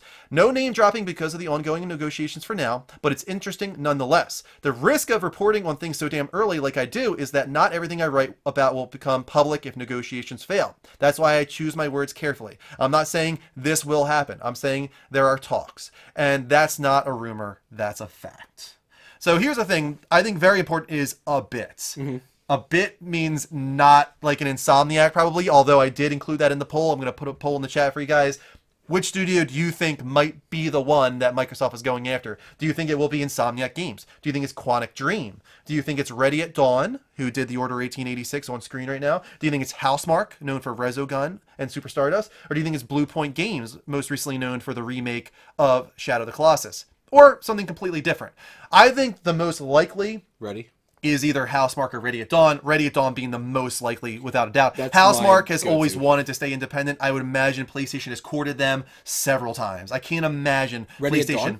No, I'm talking about Housemarque. I can't imagine. Oh, sorry. Housemarque, I can't imagine they haven't courted several times. Yeah, I would almost bank on them not being who they're going for. I would say the safe bet is Ready at Dawn. If for nothing else, then the way that Sony, honestly, here's what bothers me. This game, not that bad. And I don't care who The Order 1886? It was pretty good. It was a fun, enjoyable game, and it had a very good story that I enjoyed thoroughly. It got a lot of flack because, again, God forbid you don't buy it until after it comes out. So it's too short, and it's a little one note. It's also something that made me laugh. But that said, it was a good game. Sony, as soon as they saw the bad, the shitstorm from it, they're like, bye. And they just basically abandoned them. Pretty They much, almost yeah. acted like they wanted nothing to do with them. They wanted to distance themselves from them. And that, I think, is obnoxious. And that's not any way to treat a developer or a partner. You have one bad game, you know, and you're going to, like, come on. So I think Microsoft well, let's talk like we know what happened behind the scenes with that game, though. Like, there might have been turmoil behind the scenes in that game where they were like, nah, we're never working with these guys again, at least in an exclusive capacity. Because they released other games for PlayStation following that, but they've all been flops, which means they're in dire straits. Which means, again, this is probably the most likely, in my opinion, of any studio. But I will can bet think you of. anything that when Ready at Dawn released every one of those games, they had Sony as a company was there like, hey, what are you guys doing? We need to see every single little part of this game at every single point in order for it to be launched on our studio. And I'll bet you they're not happy about that. And I'm going to guarantee you. Oh, poo snacks! I will make out with you. Thank you so much. This message has been brought to you by Microsoft. Microsoft, we own you. I think that they're kind of rubbed the wrong way. I think Microsoft's like, hey, listen, you come to us, you guys do whatever the hell you want, and we'll love it. Yeah, I'm curious to see what they can do without PlayStation's help. You know, and their couple games since then have not done so well. So I wonder if Microsoft is interested in them, considering their pedigree following PlayStation. Who is it that made what's that? Oh, I can't write. And the name of their company, the name of the studios are on the tip of my tongue. They made that horror game, the choose your horror game, the one where you choose like the different paths and everything. Came out 2 years ago. It has like the house in the woods, the cabin in the woods feel to it in the beginning. Until Dawn. Until Dawn. Okay. So whoever makes that, who is that? That is Supermassive. No, it's Supermassive. I would actually bank on that as well. That's a possibility because they are now making their most recent game multi-platform. Yeah, they are. Yeah. So can you imagine? And they were the reason people are saying they don't think it's them is because Supermassive has said in interviews that they are doing something exclusively with PlayStation right now as well. In addition, it doesn't mean that it can't. It doesn't. No, it doesn't. But that's the reason some people are saying no to that. Look at Ninja Theory. Yeah, Ninja Theory. Yeah, they were in the middle, and that's when talks were already going on when they released the game. Are you talking about with Hellblade? Yeah. Yeah, Hellblade started off PC and PlayStation, right, and then eventually went to Xbox. And when Microsoft had to have been having the talks with Ninja Theory, they were already making the game for PlayStation. Yeah, I would imagine so. So I'm sure there's a caveat there. Plus, Microsoft's in a position where they're not going to care if you're making something else for Sony right now. They're not going to tell you to stop it. They're just going to be like, listen, you finish that up, and I'll tell you right now, you guys have free range to do whatever you want with us. Microsoft is in an amazing position to make acquisitions right now. Oh, yeah, they are. Amazing position. And they are doing it the right way. And I'm honestly super psyched for the next gen because I can guarantee you we're going to see some awesome stuff. Oh my, Grizzon Bear giving us up the Crazy Warlock. Welcome to the +1 posse, sir. Appreciate you. And 80 people in the room. Awesome. Welcome, guys. So here's the thing. Dean says he doesn't think it's Housemarque because they are in a bad situation right now. Yeah. That might be the reason to buy them out because you can get them at a cheaper price. So that's another side to this. That being said, Housemarque has dodged being bought out or acquired for such a long time when I imagine PlayStation was interested in them, that it seems like there's somebody that really wants to stay independent. So that's my reason for thinking it's not Housemarque. But I hope it's not Housemarque. Housemarque is a studio I like being independent, and I hope stays independent. Yeah, do whatever the heck you guys want. Yeah, do whatever you guys want, and I don't like that they're doing Battle Royale right now, and it seems like a lot of people are down on that. But I hope that they can succeed and then go back to doing what they love, maybe. I think that's the thing is don't restrict them. Like right now, they feel like they have to do this, and you know what? When you're backed into a corner, sometimes you release your best stuff. Yeah, so this is very true. This is very, very true. You guys said you think it's Ready at Dawn, according to the poll. That's smart. Let me see if there was any others that were high up there. But that's smart. I think that was at #1 by a considerable margin. I'm pretty sure. Gurzon Bear, you rock, man. Thank you so much for gifting that sub. That was so cool. Yeah, that's possible, but I would be surprised if Microsoft wanted to buy a dying brand when all their acquisitions have been people at the top of their game. That's not true. Obsidian was a dying brand. Obsidian was on their last legs, and I think that was a big part in why they went for Obsidian. Yeah. But at that being said, I'm not sure how you're thinking about this. Obsidian is a good studio. So yeah, they've made some great games. So I'm not sure what frame of reference you're coming from there, Dean. Moving on. I think you're up next with next story, Mike. Phil Spencer wants Xbox Games Pass on all platforms. What does that mean, Mike? Console games store? Like Epic I don't Games? know. Let's find out more. GameIndustry.biz said, quote, when you think about reaching a customer with this content where their only compute device could be an Android phone, you think about what are the ways that this person pays for the content today? Spencer said. So we need to make sure that we are world class at free to play content, but we also look at the subscription as much as a much lower barrier way for a customer to build a library of content.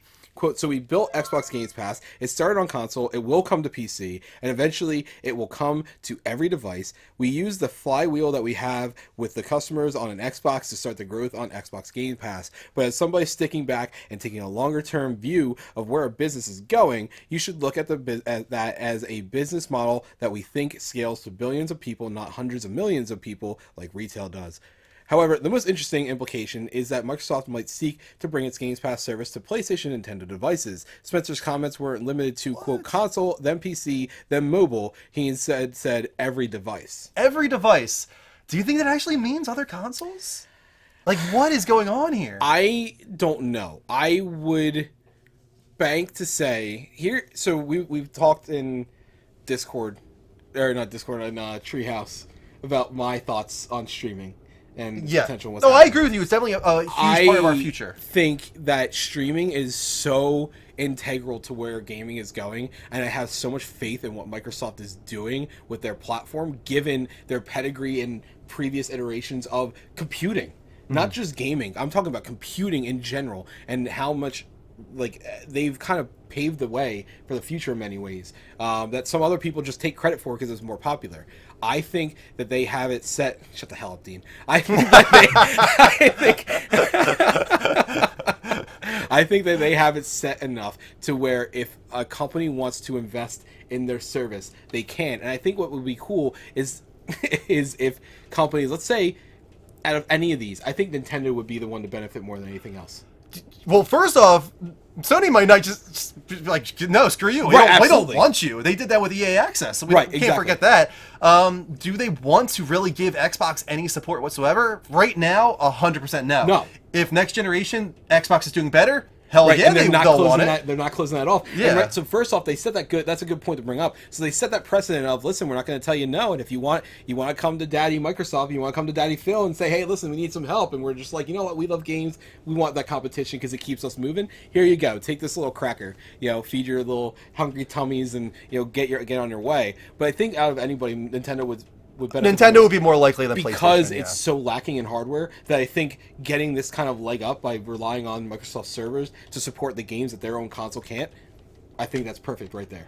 I still think the most likely thing here, as somebody said in the chat, is when he says every device, he just means mobile devices. I get that. I think so. That. But it's not. It's still like crazy to think about the idea of an Xbox streaming app being on PlayStation and Nintendo, and being able to play Halo on your PlayStation. Right? Like what? Like that was the dream like 10 years ago. Like I want to play Halo on my PlayStation. That'd be the crazy. other idea is going after company, going along with companies like going after what Google's doing and with their Project Yeti and all that stuff. So there's many things that are coming in the future. I would say the gaming market in the next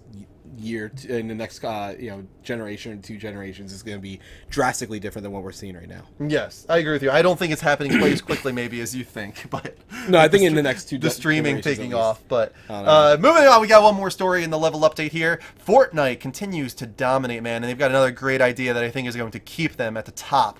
And it is Fortnite Creative Mode. This is cool. So this is what a lot of people have been asking for a long time. Polygon writes, Creative Mode is dedicated to allowing players to create whatever their hearts desire. This is a mode that many players of both Battle Royale and Save the World have been asking for about almost a year now. But now that we know exactly what's included in the mode, it's clear why it took Epic so long to make. Creative Mode is absolutely massive. Rather than simply giving players unlimited resources and letting them fly, you can fly in Creative Mode, by the way, around the standard map. So you float around. Right, it's like your character Minecraft floats around. Epic has taken the time to give players a variety of tools that aren't available in the normal game. The mode will be available and debut on December 6th for players who buy the Season Pass, Season 7, and December 13th for players who do not. Each and every player gets 4 creative spaces, according to the videos that we've seen so far. They allowed a lot of YouTubers to make videos on this, and you can find them all over the place, a lot of in-depth videos. They're called islands, and each island you can do your own thing with. The building itself is handled a little bit differently than Fortnite's other modes. This time around, you've got a special item that looks like a cell phone, which can be used to copy walls, move things around, rotate them, or delete them entirely. Most of the building that happens in the mode takes this form. Copy the type of structure you want to use, and place them all around, pick a new one, and repeat. As for where pre-existing copies come from, they have this whole prefab menu that you can jump into. The menu is absolutely huge. It contains all things, all the buildings from Tilted Towers, smaller buildings from Lucky Landing, or if you want to create a whole kitchen, you have every kitchen item, get the refrigerator, the microwave, whatever you want to do. You can make anything in this, and you can use it for whatever reason you want to use it for. It could be because you want a new Battle Royale map, or it could just be, I want to do a film. You know, a lot of people like doing Fortnite movies. Now you can create a set and then shoot your Fortnite movie on this set. It's what Minecraft players have probably been dreaming about for Fortnite for a long time. Well, it's like, it's kind of, you know, the potential of this is huge. And Scott Free kind of beat me to it, but this is exactly what happened with like Arma, with the with the mods in there. You know, they created DayZ. You know, they created Armas. You know, they created all these different you know, games that were kind of built upon the game that was originally made for it. So the potential of this is huge, and I think it's gonna be really fun. I think one of the coolest takeaways from this is that certain people's creations will be featured in the main Fortnite map. Right. We're going huge. to talk about that a little later, but it's called The Block. Oh, you put that in a different story? It was a part of the Game Awards, I believe. So yeah. I think Oh, okay. Well, so was this. Yeah.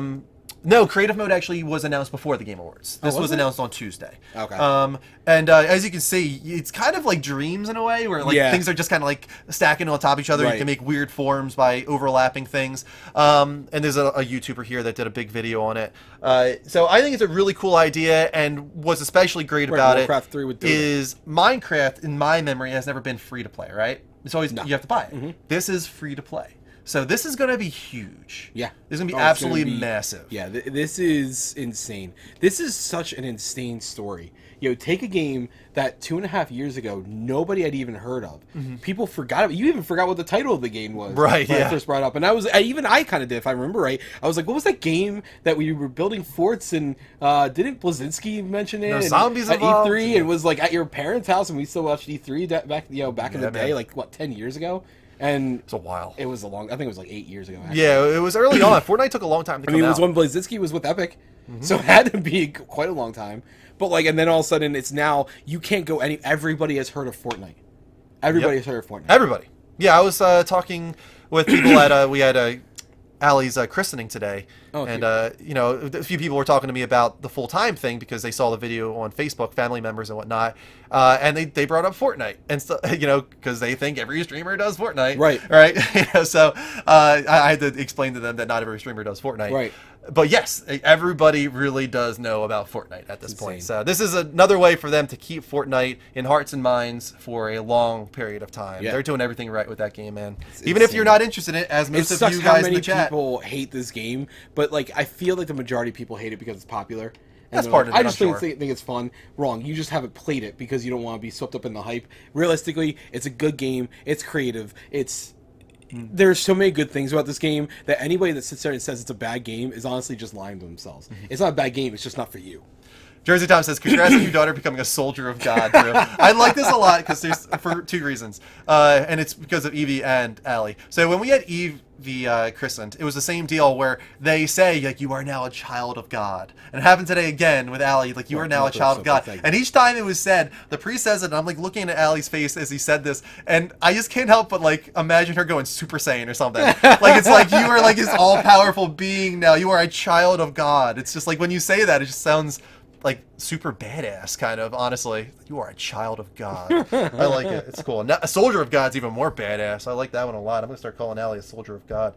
All right, that is the level update. Before we get into the next wheel spin segment, let's combat the couple of events we need to do. Yes. Meaning video game sketch and video game charades and double pterodactyl. Double dactyl, as somebody called it a little earlier. We also got to give a shout out here to Crazy Warlock, who is now part of the +1 posse and just followed us. Thank you so much. Melter of Snowflakes. Melter of Snowflakes. Thank you so much for that follow as well. All right, so looking at our list here, I'm trying to remember who got what.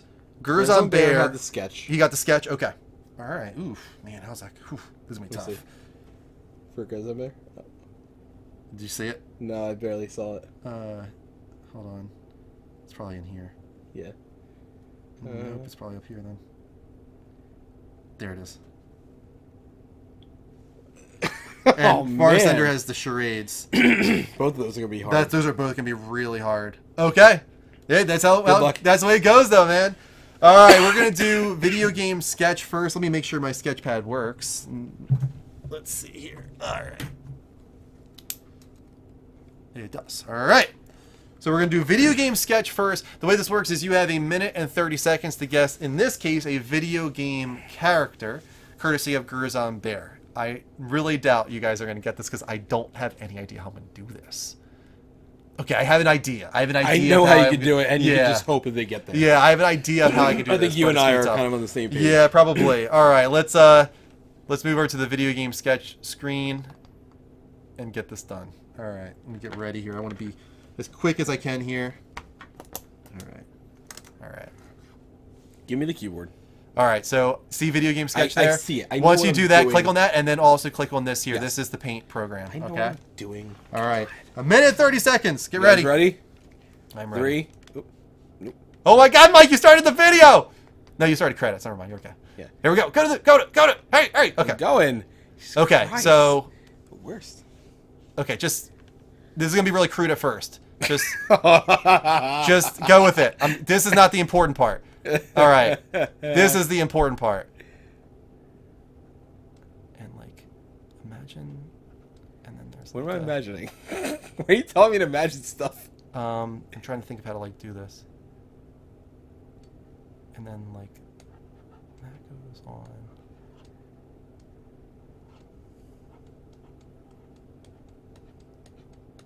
Does that make sense? Do you get what I'm going for? I actually get exactly what you're going for, not what I was going for. Okay. We gotta go back to the chat. Go back to the chat. That's what I'm going with. It's a video game character, guys.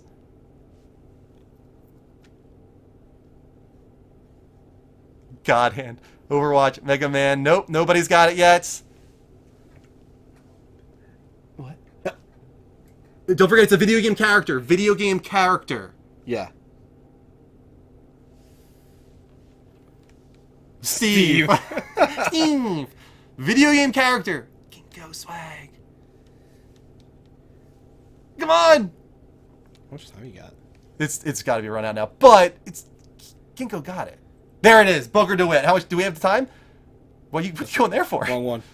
You click on OBS. I'm going. Hey, you got it. You got it. Actually. You got it. Booker DeWitt is correct. He's using the device that allows him to ride on the roller coaster rails. That was good. Good job. You did it, Sometimes man. I feel like I'm watching Blue's Clues with you guys. I'm happy with that. I didn't think I was going to get it. No, I thought you were going to go for a Big Daddy. Yeah, I knew that wouldn't do it. People would get confused. I knew that wouldn't work. Way to go. Ginkgo swag. We're going to give 20 points to Ginkgo.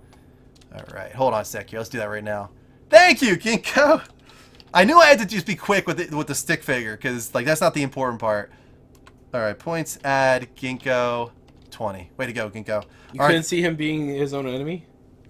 What was that? You couldn't just draw him being his own enemy? Yeah, that would have been kind of tough. One with a beard, one without. Get it, guys. All right, honestly, I need to look something up real quick when it comes to this character that's for video game charades. Nope, don't look up that. Yeah. Okay. Let me see. There's no way Trying to you're gonna do this. remember what... Okay. I'm going to tell you right now. they're going to think it's another character. Okay. You're probably right. You know exactly I know why. exactly who they're going to think. This is going to be tough. This is going to be really tough, but this one is video game charades. No way. Good luck, everybody. I can do this. You just have to control the free cam. You ready? I would have drawn a book, a girl, and a peen going into a vag. Thanks, Dean. Thank you. Thank you, Book Dean. her, do it. I would have gotten that one easily. No issues at all. All right, it's upside down. All right, you ready? Sorry, go ahead. Go. Oh, let's go back to free cam reset it. first. All right, guys, you will have 1 minute and 30 seconds to guess this video game character. This is courtesy of Forest Ender.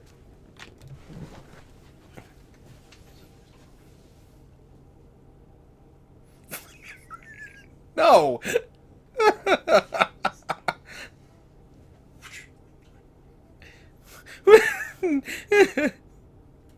You can't talk. Stop talking. I'm doing a sound effect. Just do it.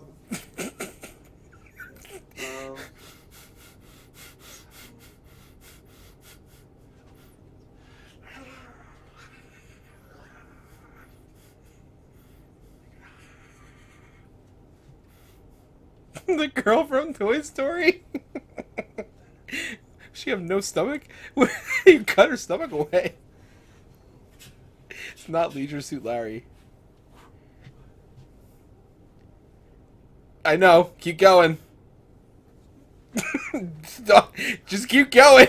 No. Keep going. Stop. Nope. I'm not doing it. I'm showing your face.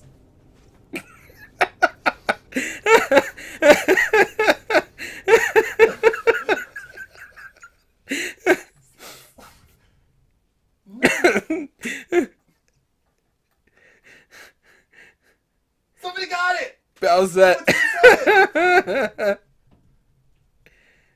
I'm gonna give it to him anyway. He It's knows fine. who it is. I know. They can't hear me now at this point. There it is! Dark Scepter, literally at 1 second left. I had to give it to Dark Scepter because he was the one who actually said the name. Dark Can Scepter you said give the name. half to Ginkgo? I'll give 10 he to doesn't know Ginkgo. Right, yeah, because he didn't know the name. I would have done the same thing. Yeah, I'll give 10 to Ginkgo. I'll give 20 to Dark Scepter. That's 2 for him, though. Yeah, way to go. He's right on top of it, man. On He gets fire you. from the rainbow. He just gets you. Yeah. I had to do a little bit of fury in there. I had to get angry. I needed to do something. You were trying to do curves, and you literally at one point, you went like this. You went... Real tight waist. What is that? Super tight. Tighten it up. All right, let's give 10 points to Ginkgo. I do like how Bowsette was mentioned. But nobody said who I thought it was going to be. who I thought people would say Lara Croft. Oh, I thought people were going to say Kratos. Because of the chains. That's why I did the curves. Right, first. I get that, but I needed still, to get like... them on a female figure first. That way they wouldn't think that. Yeah, I knew. Yeah, that's true. If I didn't do that, people would have said Kratos without a doubt. Especially once I did the anger. Well, dude, I think my favorite thing at the beginning, you're just like, all right, there's 2. And you're like whispering it on your brother. Like, I can still hear you. They can't. I don't think from that angle. I don't know, man. All right, Dark Scepter gets 20. Way to go, Dark Scepter! Congrats. We gotta do a double dactyl. The double dactyl. You ready for this, Mike? No. All right. Usually it's a solo pterodactyl, but we're gonna do a double dactyl. Do I need to get on the jacket? Yep. It's gonna barely fit over this. I have no idea how this is gonna fit on. Ow. Did you spite He you? just bit me. Did you even know he was there? Yes. Oh. But, like, still, Boogie, what the hell, dude? You must have really surprised him. He never bites. You must have freaked him out. You okay, Bogue? It's not good. You Don't okay? bite He people. bit me. You're fine. He bit You me. freaked him out. No. You freaked him out, Mike. It's your fault. It's all your fault. It's not okay. Don't bother my dog while he's sleeping. Boog, you're dead to On me. Barry. Oh my god, I can't find the damn armhole! Okay. I'm going with hood up. Alright, Mike. Gotta look each other in the eyes. Gotta feel the double dactyl. You ready for this? Don't bump heads. No, Please. get away from my glasses, you jerk. Do not bump heads. Ready? Sure. 3, 2, 1, go.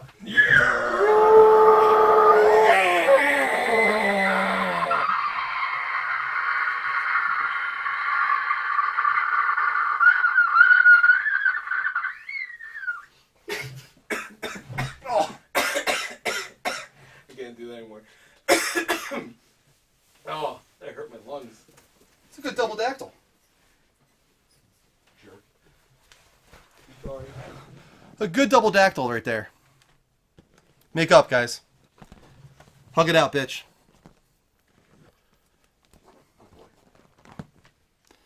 Mike sounds like he's peeling out. Yes, I was gonna say you're a son of a bitch for getting that loud. I didn't get loud that time. You always get loud. That high pitched thing is super loud. No, that one was super low. That's why I did it that low. Damn it, Mike. God damn it, Mike. All right, we are caught up, I believe. Now we got to do the wheel spins because we have, I think, 3 that we got to do. All poo snacks. Oh, we no, I don't think we even did the 22-22. Yeah, we're at best. Okay, so we got several wheel spins to do. First up, all Poo Snacks did a 22-22 scare tip tonight. Huge scare tip, which means we have to do a high points wheel spin too. 30 XP to the entire room. The smallest one? Yeah. Honestly, I don't remember. Probably like a Vegemite or something like that, I would imagine. Oh, 30 XP to the entire room. Way to go, room. Next up, we have King Kurt. $5. 10 XP goes to King Kurt. Way to go, King Kurt. Wee! Wee! What 10? Next up, we have all Poo Snacks. Another 1,000 biddies. Twice he did this. Excuse me. 10 XP. Let's do it again. 10 XP to all Poo Snacks plus favorites. Whisper me all Poo Snacks with a favorites category. Could it be anything you want? Why does it have to be a whisper? Just say it in the It makes it easy for me to see categorize it. That way I don't miss it. If you whisper it to me, I will see it. Favorites category, my favorite, Mike's favorite of anything, as long as it's appropriate. Let's give him the 10 XP. Points. Add Poo Snacks 10. Then we have Gurzon Bear gifted a sub to Crazy Warlock. Welcome to the +1 posse, sir. You get a spin, Crazy Warlock. No, we're not doing it. We already did one. It's already happened. I'll do it again. I'll do another one. That was fun. Video game sketch. So I need to add Crazy Warlock as a friend. Hold on a sec, Crazy Warlock. Let me find you in here. I know you're in here. You know, let's just go to the viewer list. It's easier. Crazy Warlock. There he is. I just saw him. I'm going to add you as a friend, Crazy Warlock. That will make it so that you can now whisper me with a video game title or a video game character. And you guys get a bean? What? There's no beans. We didn't do any community sub gifts tonight. What are you talking about, Willis? Someone did sub gift, but not. No, it has to be a community sub gift. Right, it has to be a mass. Like, it has to be like 5. It has to be 2 or more. Right, it has to be a community sub gift. All right, moving on from that. I think that was it. That is the last one. Yes. So we have a. What was that? I'm trying to remember what Crazy Warlock just got. Oh no. No, favorites. Sketch. All Poo Snacks got favorites. Gotcha. Sketch goes to you, Crazy Warlock. So whisper me with a video game title or video game character. Oh, wait, let me see something here. Jameis whispered me. See what it's about. Make sure I didn't miss anything important. Why can't I not see the message? You suck. There it is. Okay, I'll have to, that's PC, Jameis. That was a PC deluxe code that you were given the other night. So let me know if you can't have that, because that was a huge giveaway. Courtesy of, that was Dink that gave away Battlefield 5 Deluxe PC Edition during my Marble stream. Yeah. And Jameis won it. All right, let's get moving here. We'll do the events a little later on. Oh, he needs to find out if it's Steam or EA. Steam or EA? I would imagine it's EA. It could be Steam. Wouldn't it have to be Origin? Oh, you know what? Yeah. It should be Origin. Yeah. I would imagine. All right. I think we're all caught up on wheel spins. Thank you so much for all the support. Ladies and gentlemen, you guys are all amazing. Don't forget, we have 2 more wheel spin segments throughout the night. So if you want to get in on the next one, there you go, Origin code. Just do anything worth $5 or more. That means subbing, resubbing, pledging on Patreon, cheering, tipping, hosting for 10 viewers or more. And of course, sub gifting and Twitch Prime subs mean a lot. If you want to get us eating beans, that is through community sub gifts. We will eat as many beans as gifts you give away. So if you do 5 sub gift giveaways in a community sub gift, we'll each do 5 beans. We're going to move on to the goal wheel because we did match our... What does sub goal say there? It says 6? Sub goal says 8 of 5. Wow, we're at 8? Holy shit. Way to go, guys. Thank you so much. So we're doing sub, and we're doing cheer.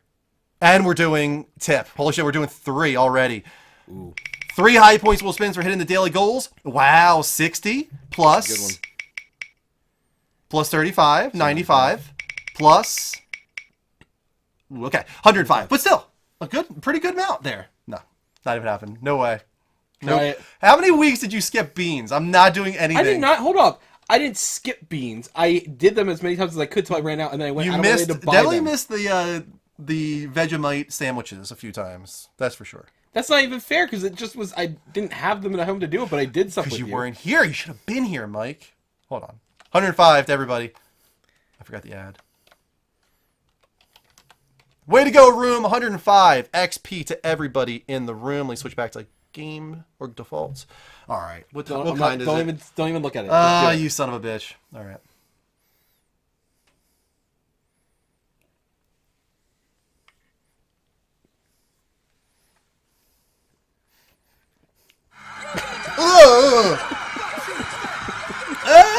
Thank you. I don't like it. I don't like it. It's bad. Dinkin' Cheetos! Dinkin' Cheetos! I should do like Oprah voice whenever we guys. You know what time it is. That's awesome. We got to do something special here, Mike. That was a Pink Lady Basil. Ready for it?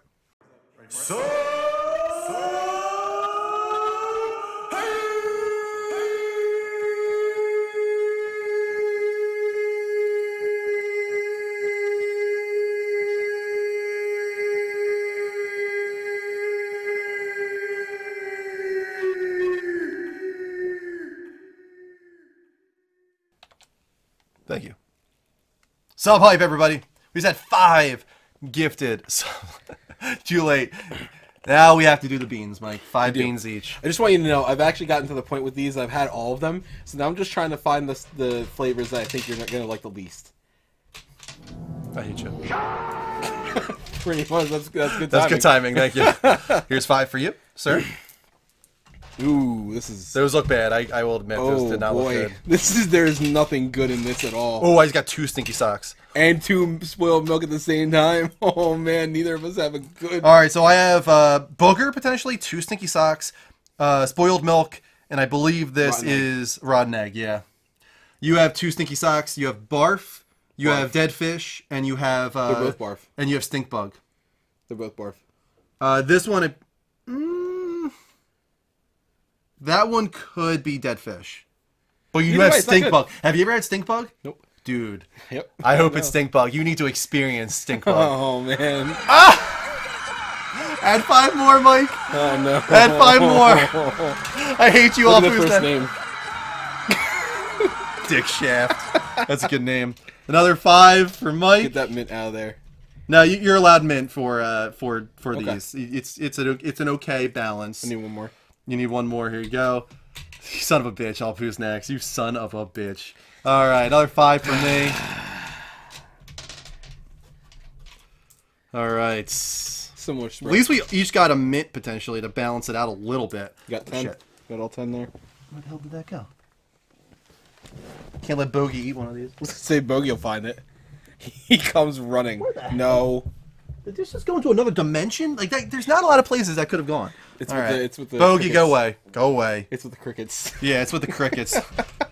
If you ever watch Hilda, it's in Nowhere Land or no Space Land or whatever it's called. Give me that one back. Why? What are you doing? What are you grabbing? What did you replace it with? You're an asshole. All right, let's go to reaction screen. Give you guys the best view You guys here. are the best kind of bad people. It is the truth. You're the best kind of bad people.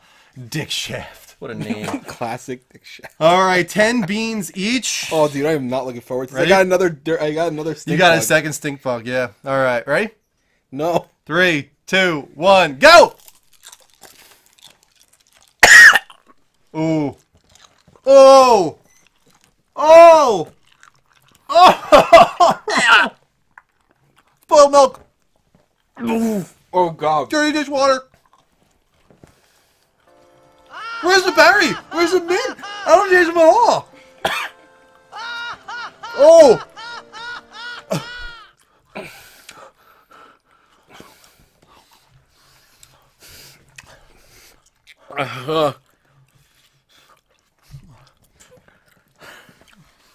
Oh!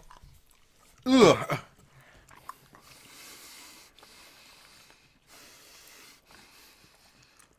Ugh.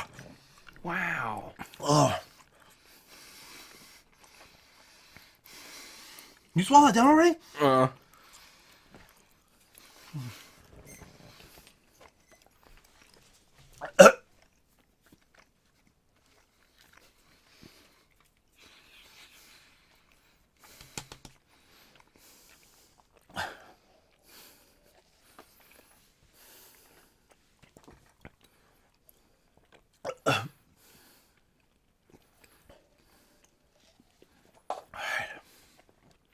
You good?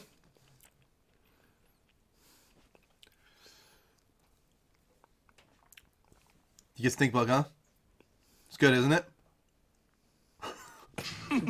Man, you are one pathetic loser. I can't swallow it. No offense. Swallow it, Mike. Oh, dude. Swallow it. Dude, it's so bad.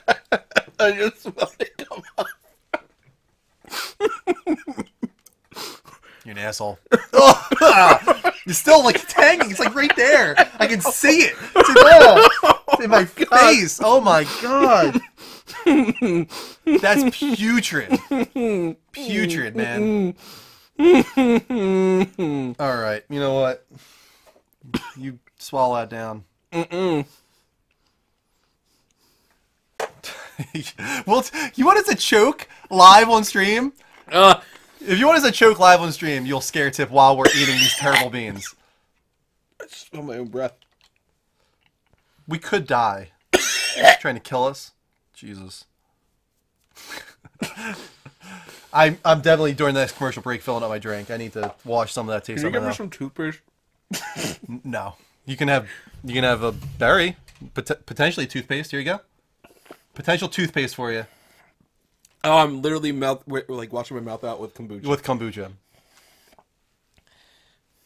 All right, let's do our trailer reaction for tonight. I'm really excited about this one. I want to watch this. All right, we're gonna zoom in. Let's actually go back to the reaction screen now I think about it. We're gonna do a trailer reaction.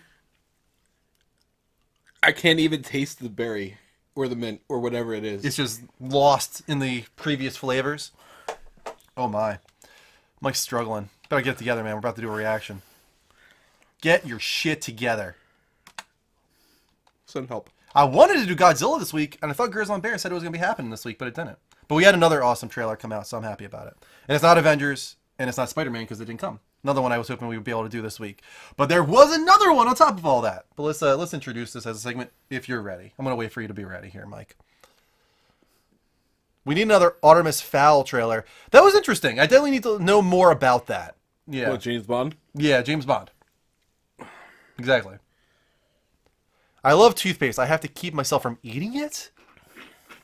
Okay. Okay. Nope.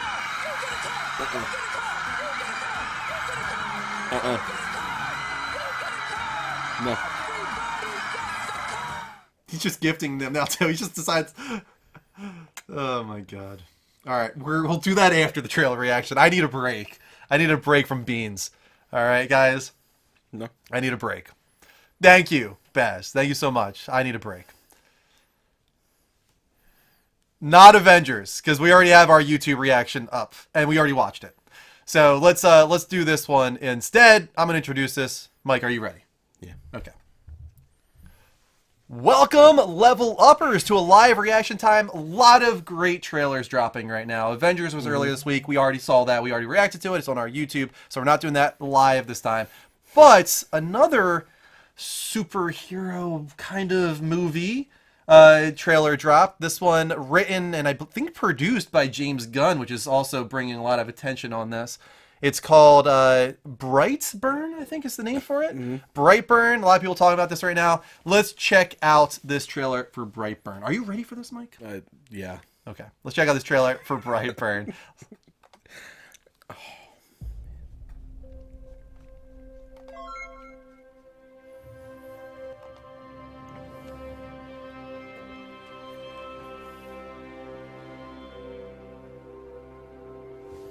What is this, Man of Steel? The font's like identical too. Oh my god, it's the same shot! You are a gift. This has to be intentional.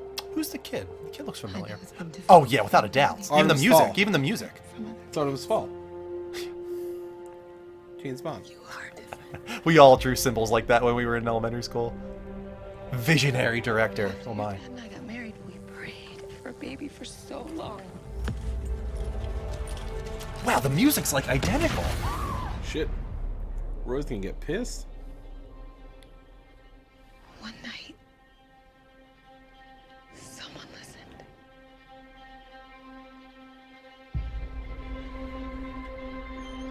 Brandon?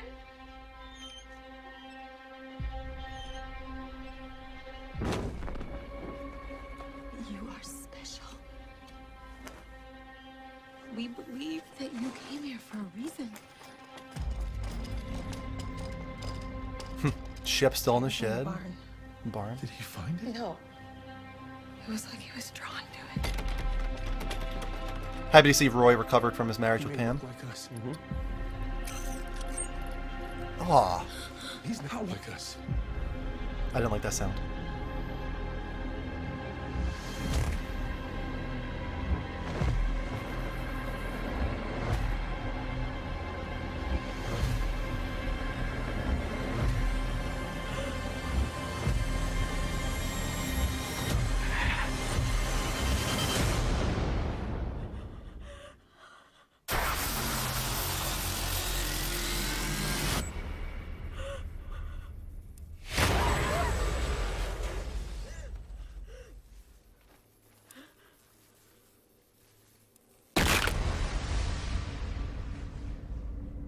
Okay.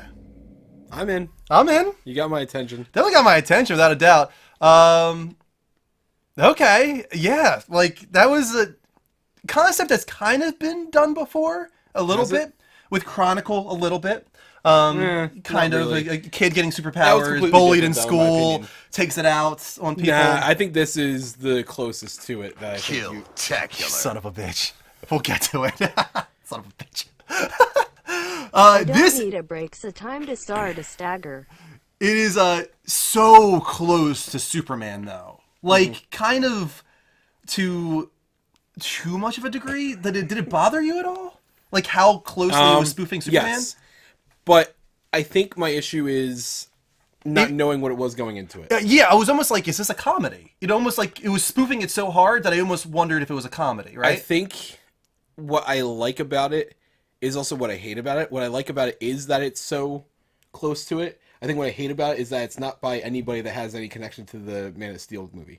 Right. So Well, what's interesting that's about it, right, not is an James homage. Gunn producing and writing this one, right? And I would assume he did that while he was at Marvel. Right. So it makes sense that he would do this kind of spoof on Superman, but now he's with DC. Right. Which makes it kind of awkward, right? Right. But either way, this has potential to be a terrifying idea. Oh, absolutely. Especially if they go all in. Yeah. With violence So and... say this one time I have to go all out. Yeah. And the boy, too, I really like the red cape. It reminds me of Tetsuo from Akira. And also the mask that he's wearing. What do you think the mask was?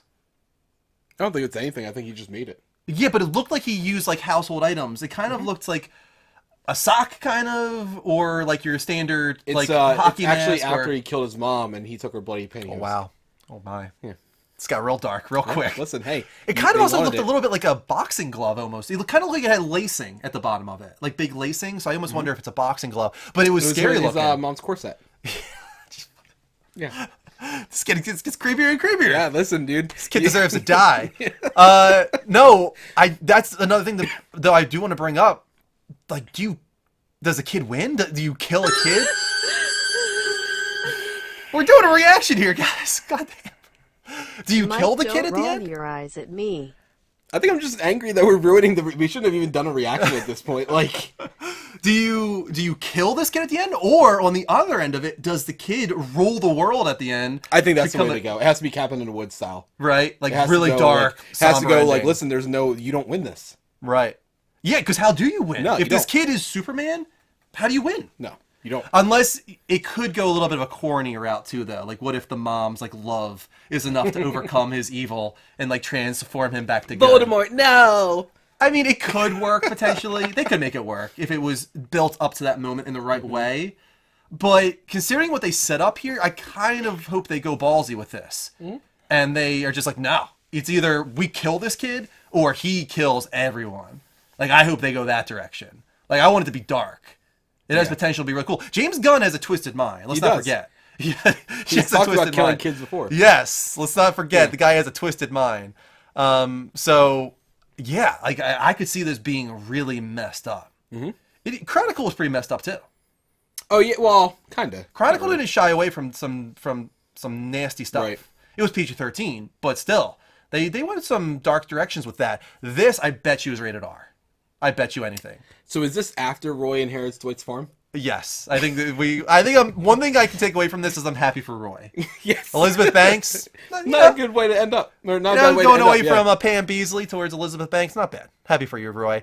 Anyway, I can't wait to see what people think about this. This is like something that came out of nowhere for me. I had no idea that this movie was a thing. Now looking back, though, this must have been the movie that they delayed from Comic-Con during the whole James Gunn fiasco. Yes. So this must have been the movie they delayed Interesting. from showing. So this is finally it. Cool. Very cool to see this. B says, another superhero parody-ish movie from James Gunn. Oh, you're right, because he did Superhero, right? It was Super. just Super. That was it. Super. He also did that one as well. You're right. So this is the thing he likes to do. I'm excited to see more about this and excited to know what you guys think. If you're watching this right now on youtube.com/TheLevelUpNetwork, let us know in the comments below. What did you think of the trailer? What did you think of a reaction? If you liked it, hit that like button. If you dislike it, feel free to hit that dislike button. But most importantly, please hit that heart button here at youtube.com/TheLevelUpNetwork. I should say the subscribe button. Turn on the bell. Make sure to get alerts whenever we upload new videos. We put a lot of reactions up. We just got Avengers up. We just got the Game Awards reactions up, and more to come. Spider-Man's just around the corner. Godzilla just around the corner. So a lot more reactions coming your way. Hit that sub button. And if you want to catch these live, you can see we are doing it live right now. We got the chat going. Go to twitch.tv/TheLevelUpShow. Scare Tips coming in, man. They're bombing us tonight with Scare Tips. So join us at twitch.tv/TheLevelUpShow. Turn on notifications. Make sure you get those alerts whenever we go live. Thank you so much for watching. We hope to see you next time. Until then, take care. And as always, don't forget to level up. All right. Dude, I need to get this taste out of my mouth. Well, we're about to do some shit, Mike.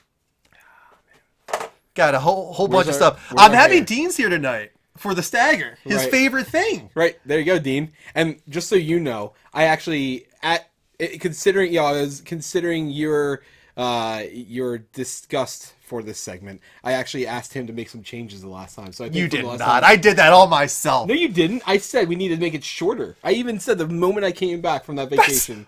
Okay, you said to make it shorter, and then I figured out how to do it. Yeah, but see, I'm the idea I guy. figured out how to do it. I'm the idea guy. You wouldn't have that idea. Dink, thank you so much, man. Appreciate that. Don't bother getting the taste out when you're going to put it back in, Mike. Oh shit, that's a grim look at our future tonight, Mike. We have a lot of things coming our way. I can just close the tab. That's true. You're right. You can just exit out. I want to give another thank you though to Baz because he also did 11/11. He did a little mini scare tip during that reaction as well. Baz with the support tonight. Thank you so much. Appreciate that a million times. And we're up to 302 sub points. Awesome. We're climbing. We're back in the 300s. Thank you so much. We gotta celebrate with a little stagger. Keep an eye on the chat as the stagger is building up, guys. It will tell you how it all works. Be ready for when the stagger officially begins. Where's our hair? To start attacking. That's true. We do have to, it's right behind you. Just reach over the couch. You can wear it tonight. We have two. Oh, we have two? Yeah. Well, I guess we didn't blow up the second one yet, huh? You know where it is? I have no idea. I didn't know you got to, actually. This is the first time I'm hearing of this. Yeah, I got two that day. Oh, that's amazing. I'm happy that you did that because this thing is amusing as hell. Yeah. No, don't worry about it. We'll just wear it. You wear it tonight. I wore it last time. We'll figure it out for next time. Where the other. Oh, he's waiting for it. All right, guys, get ready.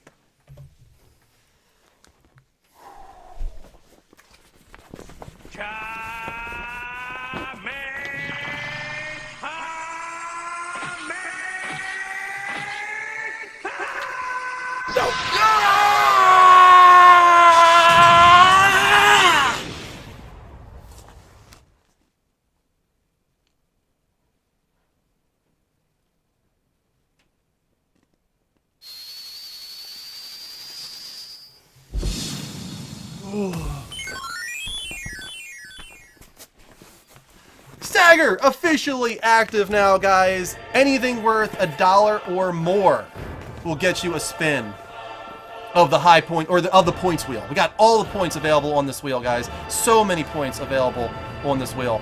Get in there right now. Oh, looks like I got to recapture the. There it goes. It captured it. There we go. We got 150, 175 HP up there. Cheers, tips. They will attack and lower our HP. Let's see how long this goes for tonight, if at all. 300 HP, 350 HP. Dean, I know you must be loving this right now. Mike in Super Saiyan mode. We got 500 HP. We're already half filled on the stagger meter. Will we get any attacks this evening? Let's pause the thing here. We got 700 now, probably. Let me rewind this. 700. That was a very sad neighbor. I don't know. I don't think we're getting any attacks tonight. We're waiting for it. 700 now on the HP. There it is, 300. That's a heavy attack minus. Oh, it didn't work. What the hell? Let me just rewind it myself. I don't know why it didn't attack it.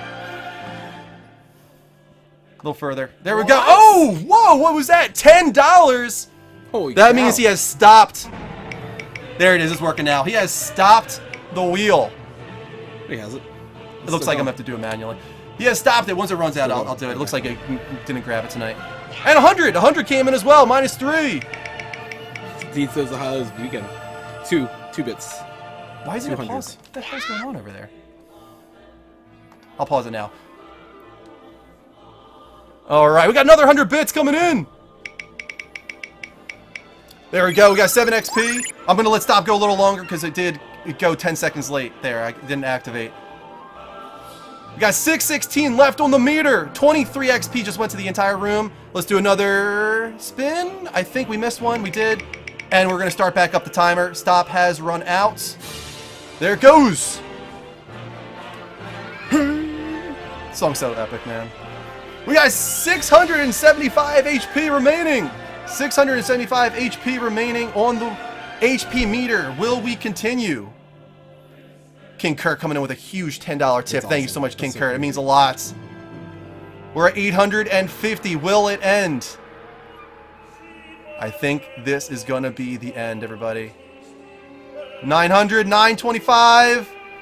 5, 4, 3, 2, 1. And it's over. Thank you so much, guys. I was hoping it would just fall by itself. Some nice support there during that. Let's reset the spin counter and go back to normal. All right. 300 biddies coming in from all poo stacks. $10 from King Kurt. Putting a stop on the timer. Means a lot. All right. You guys rock. Seriously, you guys rock. All right. Is that paused up there? Let's pause that stagger. I think I just need to buy bits. Yes, bits is definitely the easiest way to keep staggers going because you can just do 100, 100, 100, 100 in like rapid succession, and staggers go in a long time when you guys do that. It also is good to be strategic about it all. You know, wait for the right moment because somebody might come in with a stop. Don't do anything until the stop ends, and then come in with another stop or a slow. You guys can keep us going for a while. The people retaliated against you with a short stagger. The people's champ. That was a fine stagger, Dean. I'm very happy with that stagger. All right, we're going to do a subscription gift. No, I do not. Let's start a subscription gift giveaway, everybody. This will be for a $5 sub gift. This is to non-subs only, which I don't think anybody is at this point, but we're still going to start it. So if you are a non-sub, type in !sub gift in the chat. It'll be active. Oh, that's 90 minutes. We don't want to do 90 minutes. Let's do 3 minutes-ish. 3 minutes. There you go. Boom. Sub gift in the chat. !sub gift if you would like to get in on this. While that is running, we're going to go to commercial break. And when we come back, we're going to spin the wheel for a few people that did some amazing things tonight. The Andrew headphones one. Oh, the uh-oh. Yeah, people do like that one a lot. We'll be right back. Hold on tight. Dark Side Reactions. We'll be back in approximately 60. Welcome back, Level Uppers, to the Level Up Show, episode 244. This is a gaming dedicated talk show on every Sunday at 10 p.m. Eastern Time. We're having an amazing show tonight with a ton of support. You guys are amazing. If anybody is new, you're seeing the show for the first time, we're on every Sunday here, 10 p.m. Eastern Time. So hit that heart button, twitch.tv/levelupshow, turn on notifications, make sure you get those alerts whenever we go live. That's another one. F for respect is another one I really like. That's getting good amount of use. You guys are amazing. So yeah, hit that follow button. Turn on notifications. Prize wheel is active. We're about to spin it right now for some amazing support that has come in tonight. Let's take a look at what that was. Where is our... There it is. So we had a 3333 tip. We actually have to go back to the originators of some sub gifts. So who was the one who started that? So we had all Poo Snacks, and we had Dink as well. Dink we had 3 people do this. Holy shit. So Dink was first with the 5 gifts. So we're going to spin for Dink. This one is for you, sir. There we go. So happy I have work at 8 a.m. Oh, nope, we already did pterodactyl, so we'll spin again. Video game charades. I'll do another one. We have sketch coming our way in a little bit, and you can do charades, Dink. So whisper me with a video game title or video game character. We got all poo snacks next up. 10 XP goes to all poo snacks, and the next one is for Baz. Keep an eye on this, Mike. Points add 20. Oh, to the room. Okay. All poo snacks gets 10, and everybody gets 20. Way to go, room. And then we're moving on now to Baz with the big stagger tonight, which resulted in some nice support following that too. This one's for Baz. Yeah, we already have a few of those. Let's get something else here. 10 XP. Let's give Baz 10 XP, and then we're gonna spin again for him as well because he also did 11-11, a little mini scare tip. Already got one. Is he gonna get some more XP? Ooh, favorites. Baz, whisper me with any favorites category. Before. I'll check my. We might have gotten a whisper for a favorites. I'll have to take a look now. Who was it? Was it Gerzon Bear?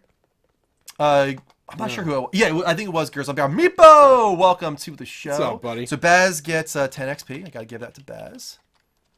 Way to go, Baz. Let me check our whispers and see what we got here. Savage Unicorn, thanks so much for the follow. Appreciate that. Keep those follows coming, guys. All poo snacks with favorites. He said, what is your favorite Atari 2600 game? Mine is Pitfall. E.T. I actually only know of Pitfall. E.T. My favorite. Yeah, I'm trying to think if I've ever actually played an Atari game. Yeah. Like, I mean, Pong. Yeah, I mean, Pong. obviously. I'm trying to think of one besides ones that I've played on other platforms, you know? And I can't think of any. I'm not sure 2600. It was definitely before my time, 2600. Frank down the street from me had one. Yeah. And I played it at his house, but I can't remember. I'm showing my young in age right now, but I don't think I ever played anything on the Frogger was 2600. on there. I like that one. Fake gamers, youngins. It's just before our time. Man. Before our time, yeah. That and I'd NES. honestly, like, I'm not sure I would have gotten it anyway. Yeah. We go into TurboGrafx, man. TurboGrafx 16. Yeah, I mean, I started on NES. Yeah, NES I got later on. I mean, NES actually was out the year we were born, right? Yeah, so my early consoles were TurboGrafx 16, Super Nintendo, and the original Nintendo were my early consoles. But I actually didn't get the NES until later on. So, all poo snacks. You're not that much older than us, but you're just enough I was older born than in us. 88. Yeah, both of us are Right? 88. Yeah.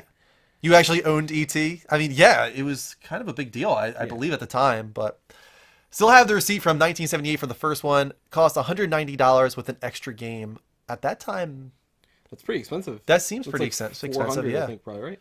probably. Yeah, that seems like about right. And I think that's it. We didn't get any other favorites. So if anybody else, I think who just got that? Baz, right? Was it Baz that got the favorites? Whoever it was, I told you. I think it was Baz. Yeah, it was Baz. Definitely was. Somebody got charades and somebody got favorites. Whisper us, please. Let's get some more of that going tonight. And I didn't get the sketch either. Nobody whispered me with their sketch. So we can't do it unless you guys whisper us. Space Invaders is the correct answer. But I didn't play Space Invaders on Atari. I feel like I played that in the arcade.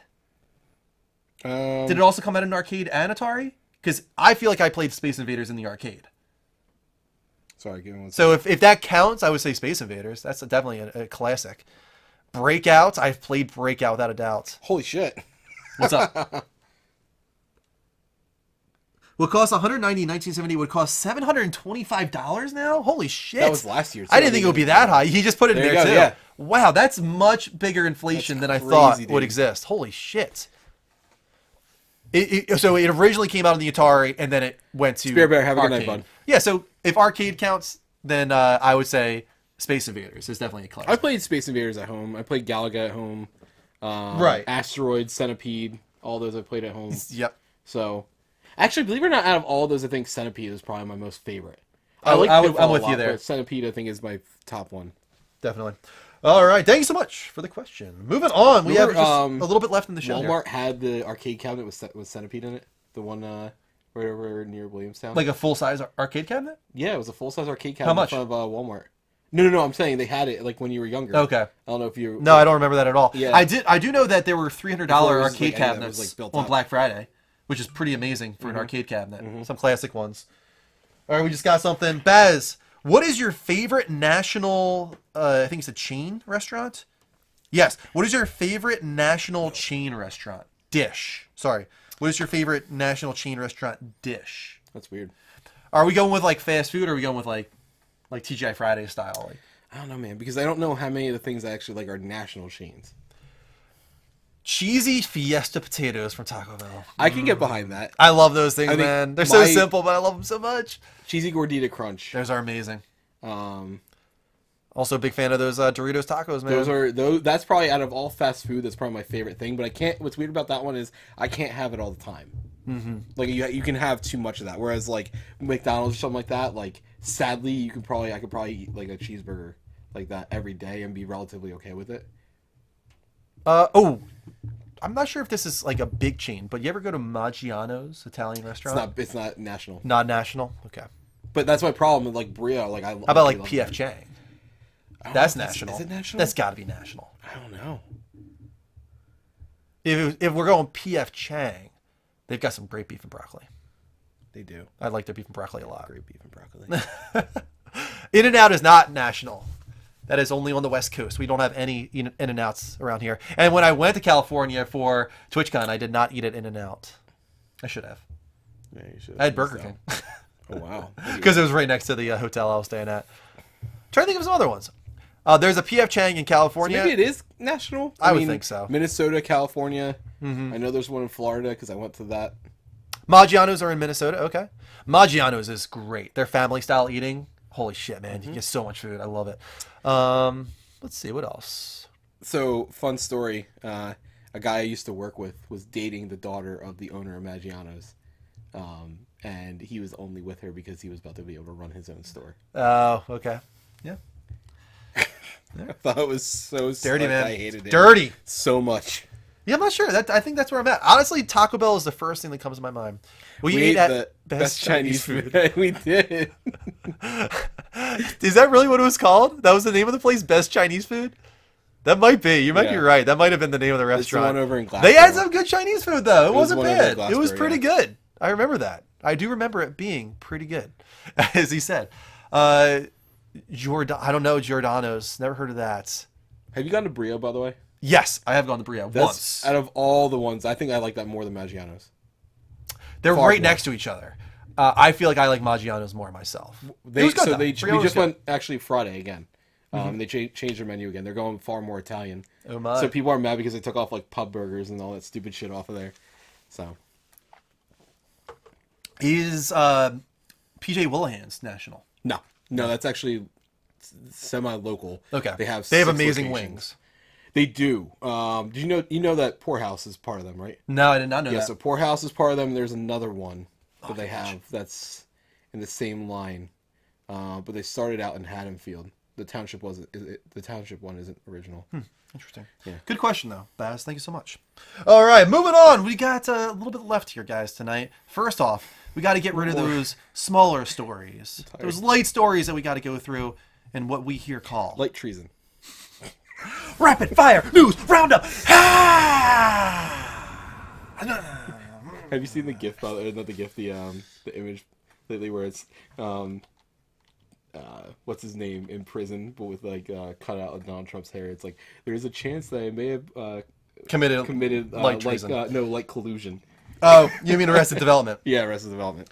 Below, a game that was announced in like 2013 is finally coming next week, December 14th, as part of the Winter of Arcade. Let's go through the full Winter of Arcade. You got Monster Boy and the Cursed Kingdom on December 4th, Mutant Year Zero on December 4th, Subnautica on December 4th, Ashen on December 7th, Hello Neighbor Hide and Seek on December 7th, Kingdom 2 Crowns on December 11th, Desert Child on December 12th, Below on December 14th, and Donut County on December 18th, which I've heard very good things about. Yeah, I need to watch the trailer for all of these because I have not seen them, and I'm interested in getting some of them if they're good. I think I might get Below if it's Monster like $15. Boy appeals to my, for whatever reason, my senses. I don't know why. If you were to guess how much Below is going to cost, what would it be?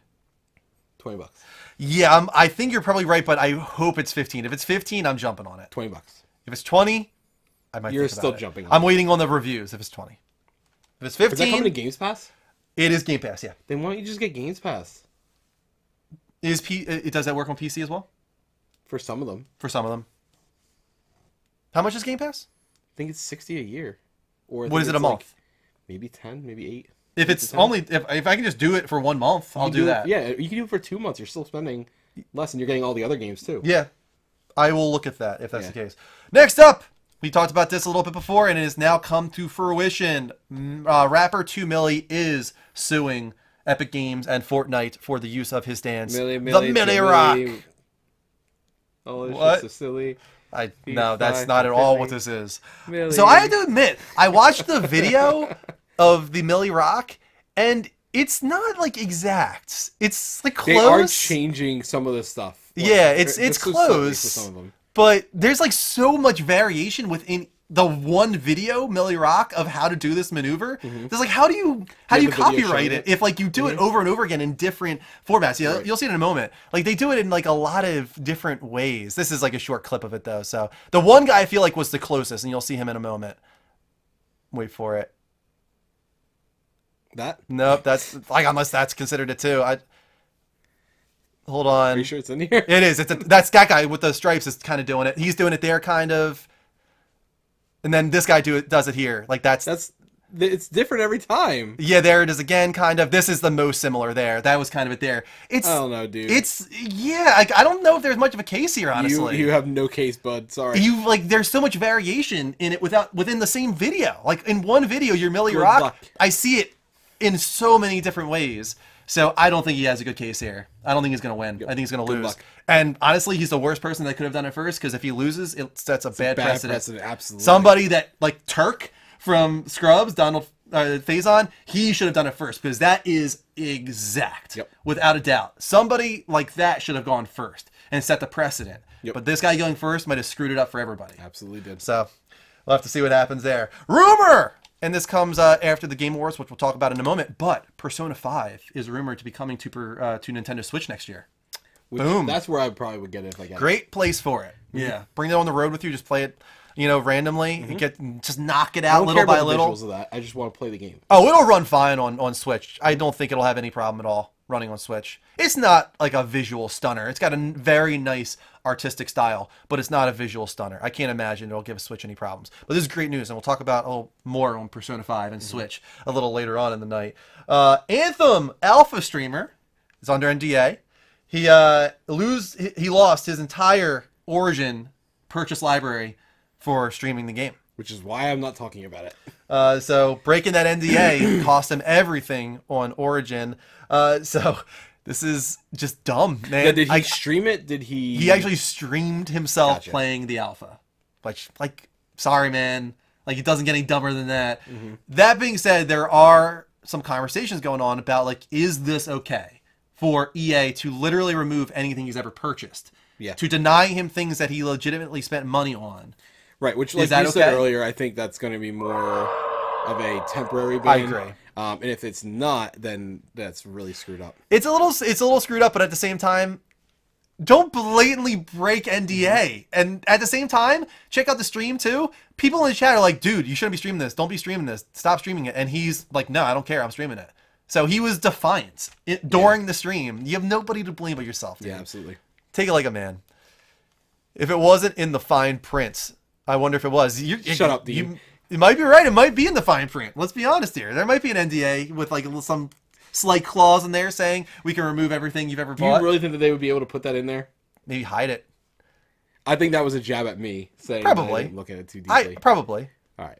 But at the same time, it could be in the appendix of it or something. Maybe they do. I actually read forward through it pretty deeply. Yeah. And I didn't see it, but he's being dead serious. He said. Okay. But even so, I didn't see it. Sean Layden responded again to the Game Awards, which we'll talk about in a moment, about there being nothing from them. They did have Crash Team Racing, which is maybe timed exclusive. We're still not sure on that yet. To PlayStation. He wasn't silent. And we also had Vane, which was shown off at Kind of Funny Game Showcase. And that's exclusive to PS4. But as a response to people saying, what's going on? Where was PlayStation? He simply said, see you in the new year. Yep. They seem to be building up as if they have something big. Watch January 1st. I do think it'll be early in the next year that we'll get some type of PlayStation meeting. I don't think they're going to wait that long. I think February, March, we'll get a PlayStation meeting for sure.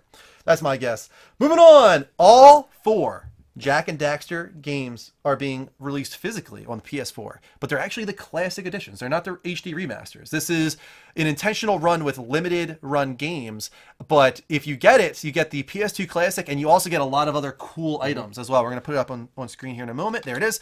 So with this, you get, let's see here, you get a decorative metal precursor orb. This is for the first game. You get a PS2 memory card shaped USB drive, a trading card pack, an exclusive poster, and a CD soundtrack.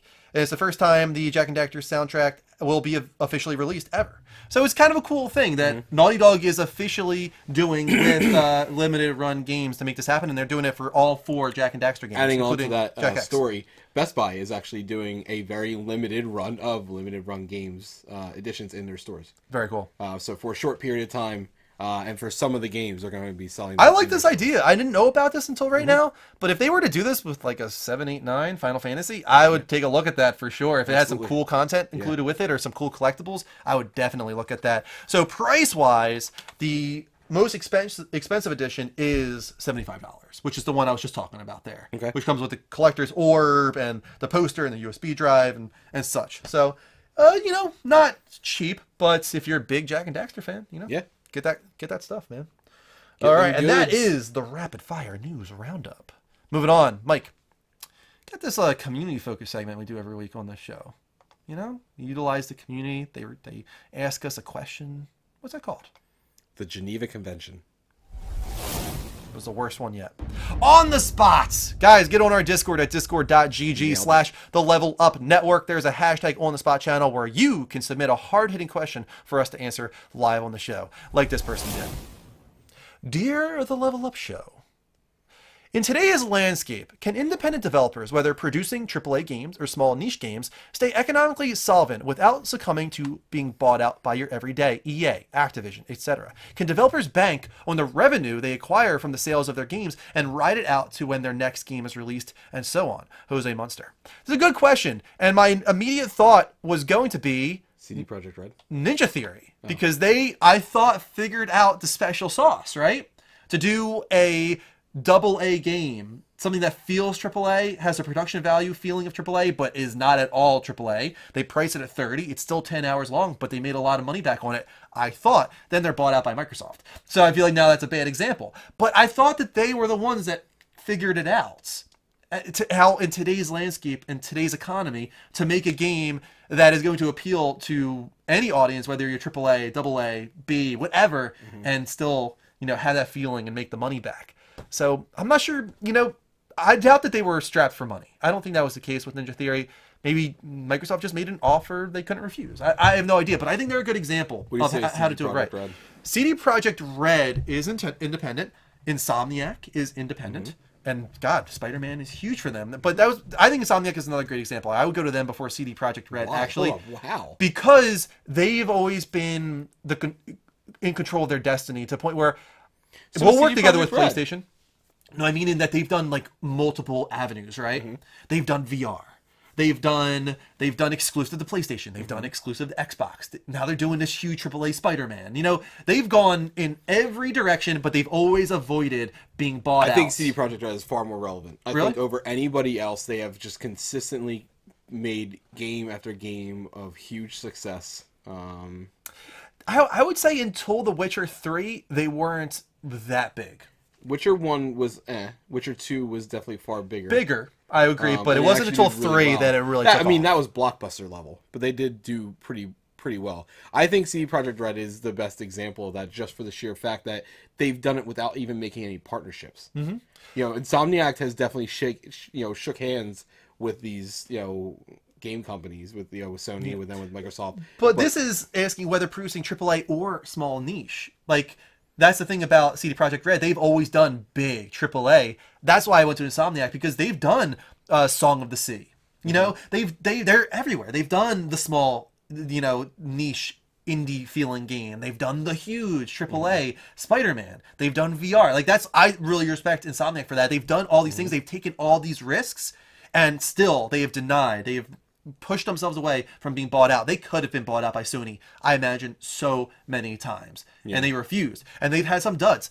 They've had some bad Ratchet and Clank games that didn't sell at all. You know, they've definitely had their duds, but they have overcome it all and are still very relevant, especially right now, the most relevant they've ever been. So I feel like Insomniac is an example of doing it right. That's my opinion. But CD Projekt Red is an example of doing a massive, huge, one of the biggest AAA games, open world games you can do in the business ever, yeah, and stay independent and make it work. So yeah, I'm not saying they're not a good example. I mean, I think yes. I think it's here. It honestly just comes down to management. You know, Telltale is a good example of this because, and not for the good reasons, for the bad reasons. If you manage your business correctly, you can succeed with it. But if you mismanage your business pretty poorly and you don't plan appropriately for the future, you definitely can go under pretty damn quick. And while even with people thinking that you're on top of the world, so. There's definitely a balance there. I think it can be done. I think you just have to be much smarter than some of these people are willing to take their companies. Supergiant Games is not a bad one, for sure. I think they're doing very well, and they've stuck to a formula and haven't broken it at all. Yeah. I mean, Bastion, Transistor, and now Hades and Pyre, they've all had a consistent feel, a consistent tone, gameplay loop. They've all been pretty similar.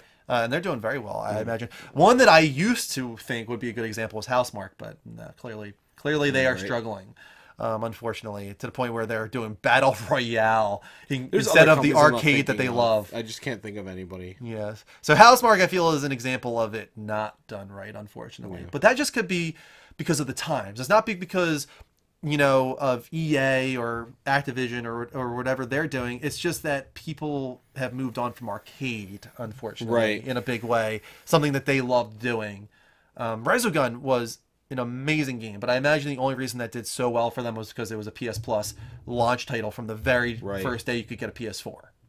And it's still one of the best games they've ever made, if not the best game they've ever made, in my opinion. So they're probably not a good example. But Jose Mustard, great question. Thank you so much for that. We're going to skip the final commercial break since we're a little behind and move on to our topic of the week. Let's talk about this week's big shows. They were the Game Awards. They were Kind of Funny Game Showcase. We'll start with the Game Awards. That was earlier in the week. That was on Thursday. And Jeff Keighley, once again, kudos to you, man. Awesome, dude. Went from pale, sickly, almost looking like you just went to chemo for like 2 weeks. They want beans. I forgot we do have to do a lot of beans. Oh, can we we'll do it between Game Awards and Kind of Funny Game Showcase. I don't want to go to sleep with this taste in my mouth. And even when you wash will. your mouth out You will. with We got to do mouthwash. 15 beans, Mike. 15. We'll get there. So let's go through the list of some of the bigger things that were announced. First off, this is not big, but what did you think of this Sayonara Wild Hearts that was announced at the beginning? Did you even see Which that? one was that one? It was this sort of Persona-style game that looked right like here? it could be an endless runner. No, this is Hades on screen right now. Oh, that's right. Yeah. From Supergiant. The first one was, I can't even honestly tell you what it was. I was just curious if you had No, I missed the beginning of the Can anybody in chat tell us, like, what was that? Does anybody know what Sayonara Wild Hearts was? Because that was interesting looking. I want to know more. But Hades, up on screen right now. I like the look of this, man. You guys were comparing it more to Bastion. I still feel more Transistor than Bastion from this that's myself. what I'm getting. Transistor was excellent. I thought Transistor was a great game. So I'm down for more of that. I love the graphical style, the artistic style that these guys go with each time. They're so consistent with their look and feel, and I'm down for it, man. So Hades is one I'm definitely going to keep an eye on, and I'm pretty sure that's relatively early next year. So we'll keep an eye on that one. What did you think of Far Cry New Dawn? Now that we have a little bit of a better look at it. Super down on it. Yeah. Or super like down for it. Down for it, not down on it. Down for it. We only have 5. No, we have to do 15. No, we only have 5. They only No, have there 5. was 3 rows. We already of did 5. the first 2. Remember, that's the first set of 10 beans that we did. Okay. Then they came in afterwards. Okay. Don't overdo this for both yourself and I. Okay, you're right. I think you're right. I know I'm right. I counted. 5 beans. We're not doing them just yet. Oh, I was gonna do it right now. You're gonna do it right now while we're discussing Far Cry. All right. 3, 2, 1, go. So, Far Cry. Oh no! Oh, bad choice. Oh, Far Cry. Oh! Stink bug! Stink bug! Far Cry. You didn't finish the end of Far Cry. Oh. How do you feel about being spoiled on it? Kind of sucks. But at the same time, I kind of like how ballsy the end of Far Cry is, that they were willing, spoiler, to drop bombs and ruin the world. How long does this take place after Far Cry? Do you know? I don't know.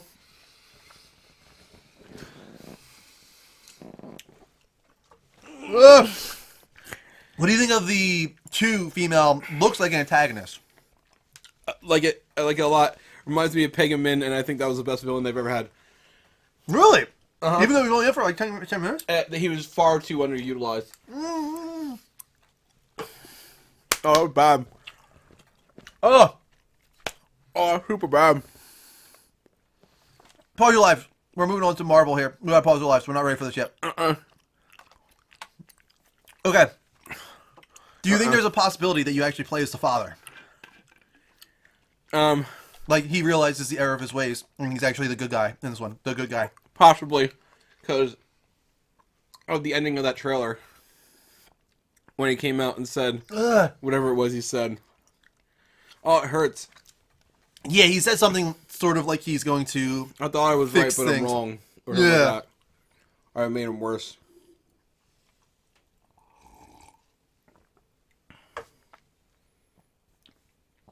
Ugh.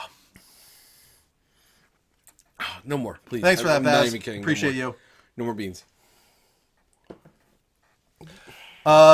Review plus beans equals winner. Kick them hearts. All right. I think it looks pretty cool. I like the concept really more than into anything. it, yeah. I'm Do down you think for it's going to be like very multiplayer focused?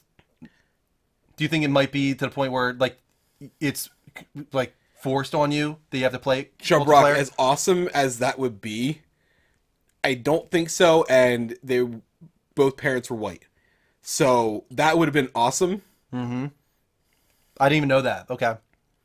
Some people are thinking it could be the pilot. No, there's no way. If that was the case, then this would take place like 20 or so years after. Yeah, and I don't know if how you look long at it the took father place. at the end of that trailer, he did not look much older than he did in 5. Yeah. So I don't think that's the case. This looks like it's relatively soon after the apocalypse, would be my guess. Anyway, I like the look of it though. I really like the color Yeah, I'm palette. really in for it, and it's dropping really soon, isn't it? It's January or something. It's not very far. It's definitely sooner than people were expecting. Marvel Ultimate Alliance 3. Who I never expected saw this, Dean man? lose his shit so hard. I love that freaking reaction. No, that's not true. Spider-Man. Because Dean's like, "What you got for me?" And we both go, because we see Marvel pop up on screen. It's amazing. I love that freaking reaction. Just like, oh, yeah.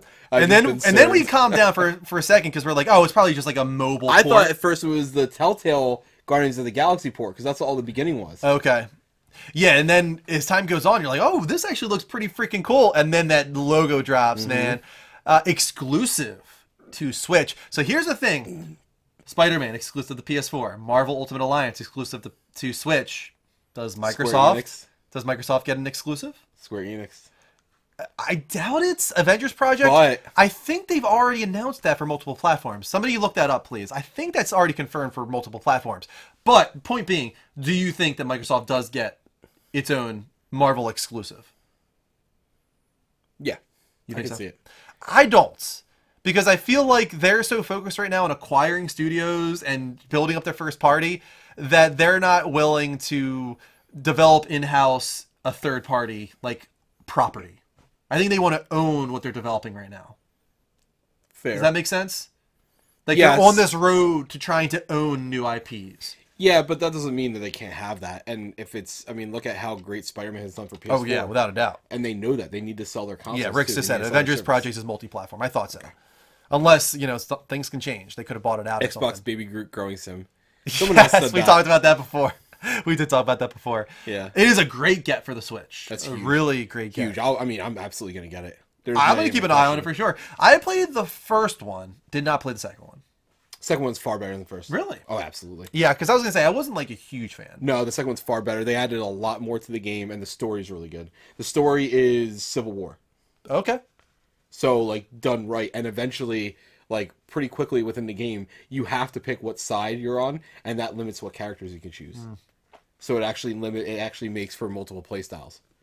Next up, Obsidian, the game you guys talked entirely through because of Ninja. Yeah, man. Ninja's good. It's called The Outer Worlds, and I thought it looked really cool. I'm into it. Yeah. I'm definitely into it. Really like I need to the see artistic more of it. style.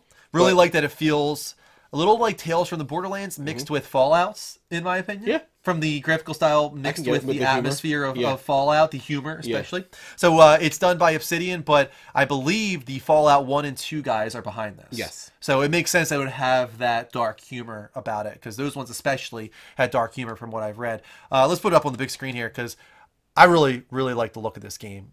It seems like it's still a decent ways away, though, based on the gameplay that I saw. Yeah, I think so. I think it's about. I'm not sure if they announced a release date, but that looks great. Look at that. That looks really nice. I really like the animation here on this guy. But once, let me fast forward a little bit, because I like when it gets to. Here we go. That looks great. Really like the colors. It's post-apocalyptic, but it still has color to it. You know, a very nice saturation about it. Not drab and gray and brown all the way through. I'm really into it. Yeah, the New Vegas guys. Even this, like a lot of games, when you talk to an NPC and they're just centered on the screen and like they don't move at all and you're just choosing dialogue. I like the framing there. Like there's stuff going on the side. He's talking there. I don't know, it feels a little bit more dynamic than what I'm used to seeing in a lot of these dialogue tree games. I really like the atmosphere on this one, so I'm going to keep an eye on that. Fallout New Vegas, a lot of people think is like the best Fallout too. Yeah, there's a lot of people that do. The origin of Courier Midori right there, man. Next up, Crash Team Racing, man. Boy, oh boy, oh it boy, happened. Oh boy. I mean, where there was smoke, there had to be fire. Yeah, but when like Crash, the remastered trilogy came out, did you think at that point that they would ever do a Crash Team Racing? Not in this sense. I thought they would release it maybe in some way, maybe as like a smaller type thing, but not like this. So I was very happy to see this, but I knew it had to be coming at some point. So I'm just happier that's here. Yeah, I'm just so happy it's here. I am in a far different boat than you guys, though. You guys saying that you don't think it's worth the $40 that it's going to be. I think $40 is a little steep. I think 30 would have been the sweet spot. I disagree for me, because here's the thing: it's the same amount of content. See, as other games. Wow, Dean, thank you so much for watching. Play tomorrow. This is a false NDA. The only concern and question I have for you guys is like there are other games that give you far either both less or sometimes the exact same amount and still cost $40. Your argument was you're getting 3 games with all these remorse. Okay, but same thing with Shadow of the Colossus. That was $40 and it was one game, and honestly, you play it once for 8 hours and most people are done. This game has consistent replayability. It's shown that it has legs. So why is that worth $40 to you, but not this? And it just has to come down to your personal desire for it.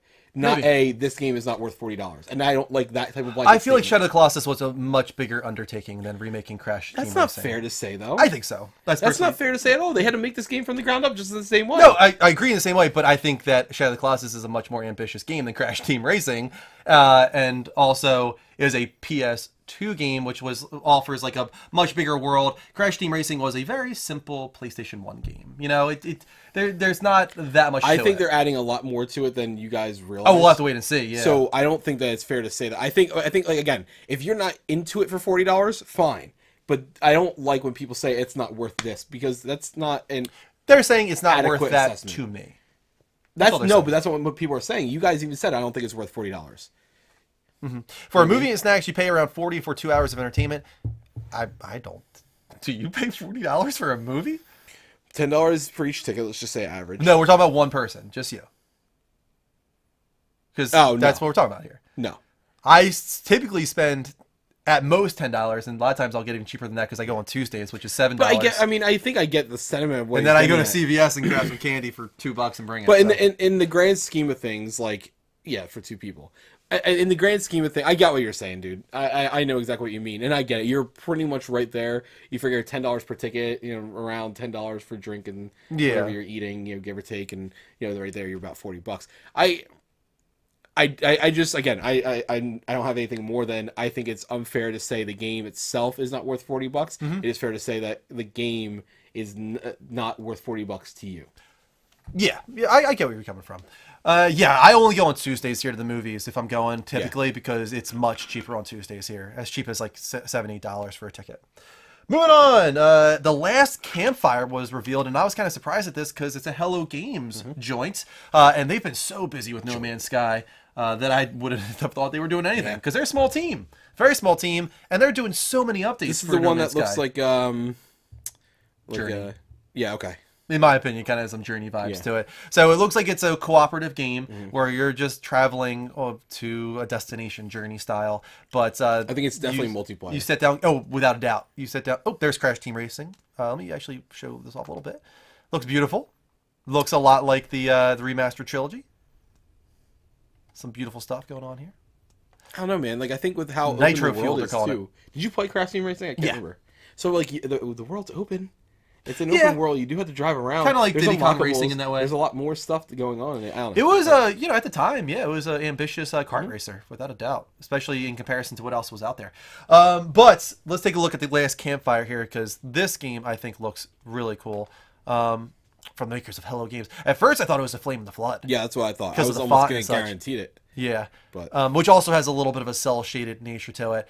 I really like the character design on this. The world design kind of reminds me of Firewatch a little bit in some ways, but obviously more cartoony as far as the character designs go. But the world and the artistic direction and such reminds me a little bit of Firewatch. There was another game that reminded me of Firewatch too during the show. I think it was... he looks like an Ewok there. Something trees. It was something I didn't put it in this list. Doesn't it look like yeah, he Ewok kind of Mom? does. He kind of reminds me of like a Minion too, like a We can get that. a Minion. I really like it's really cute design, and you can see he has multiple. There you go. You got multiple of these little guys traveling with you. Where they go in a minute. Very cool stuff going on here. And after that, this is the one that's caused some controversy, but it was definitely the most Love it. Love it. the love it, biggest love it, love it, reveal love it, love it, of love the it. show, I without lost my doubt. shit during this. And also was a really cool fake out with it, like Scorpion shooting this thing through the screen, everybody being faked out by that, and also blew up on our YouTube. You see how many views this has? I have actually not looked at Like it yet. 60,000 views. Get out of here. Yes, Really? it's huge. And What's although the yeah. comments are very focused on the music and like my hating Yeah, the it music, is. it's still like 86% likes Okay. versus dislikes. So clearly, Okay. like the people that like have a problem with me disliking the music are the ones commenting. Right. But I'll be honest, I'm deleting a lot of comments Are because you? anybody Pretty who makes it into a race thing, I'm deleting the comment. Because Yeah, I hate that. half of them are doing that. Like calling us out as like dumb white people and stuff like this. Like if you're the moment you bring race into it, Yeah. I'm deleting your comment because it doesn't have to be like it has Right. nothing to do with the race. I'll be completely honest with you. I didn't even know who 21 Savage was. No, I it didn't could have know it who could have he been a was. white guy. I said it. Hold on. What's really funny about that though is that 2 of the 3 people in the video then are enjoying the music. I agree as well. There was we're one racist. comment where somebody said that, and I was like, "Hey, 2 out of 3 white people approved this song. Thumbs up." So that's all I said to him. I love that one. Here's my thing. I'm going to talk a little bit about this so I can explain myself a little better Mortal for anybody. Kombat, more like racial combat. Yeah, for Am people I that right? have a problem with my comments on the music. I've listened to the song by myself as a standalone thing afterwards. I'm kind of indifferent to it. I don't really, I'm not attracted to rap in general. I don't agree with people calling it mumble rap because I can understand everything the guy's saying. The lyrics itself do relate to Mortal Kombat and are actually written for Mortal Kombat. He talks about blow to blow, toe to toe. He brings out Liu Kang. And this was sort of Don't like... you think that that's why they put the song Oh, in without that. Well, no, why they put it in here is because Ed Boon went to 21 Savage and said, write a song for Mortal Kombat. This song didn't exist. This song was written for Mortal Kombat. I knew that. But if you're writing a song for Mortal Kombat and this is a trailer you're using it on, either they should have dictated a little bit better of what they wanted, or use this on something else. Like, doesn't mean you don't use it in the game. I just think it was a bad fit for the action going on in this trailer. It's not at all synced up with anything going on. It's not synced up with any of the blows. The mixing of it is being overshadowed by the blows, actually. Nothing actually I think the difference is together. you were looking at something that's stylized in that way. I think this was just let's give a great, entertaining vibe to this without making it feel super imposing. The focus of this was supposed to be on the characters, what they changed, the moves, everything like that, and not look at how this synced up with this, and look at how this goes with this. Yeah, but and this does that, and this does that. It was great. The combat was great. Everybody loves the trailer, but as Hitman brought it well, it just seems out of place. If 50%, which is what it seems like it is, 50% of people were taken out of the trailer the moment the music started, I would say they made a bad choice. I don't know. It's as simple as that. If your music is such a highlight that people are talking about it in both bad and good ways, and that's the big debate of the trailer releasing, and it's not that a new Mortal Kombat is coming, then you did something wrong. I don't know. I'm sure someone has said this already. I don't know any. I can't remember what happened in the last game. I did finish it. People actually, I think, watched me stream the ending of the game. Was the sand going up, meaning that she was rewinding time? Yes. So people are calling her the Oracle, and it Okay. does seem like she's a new character that is the one rewinding time. Okay.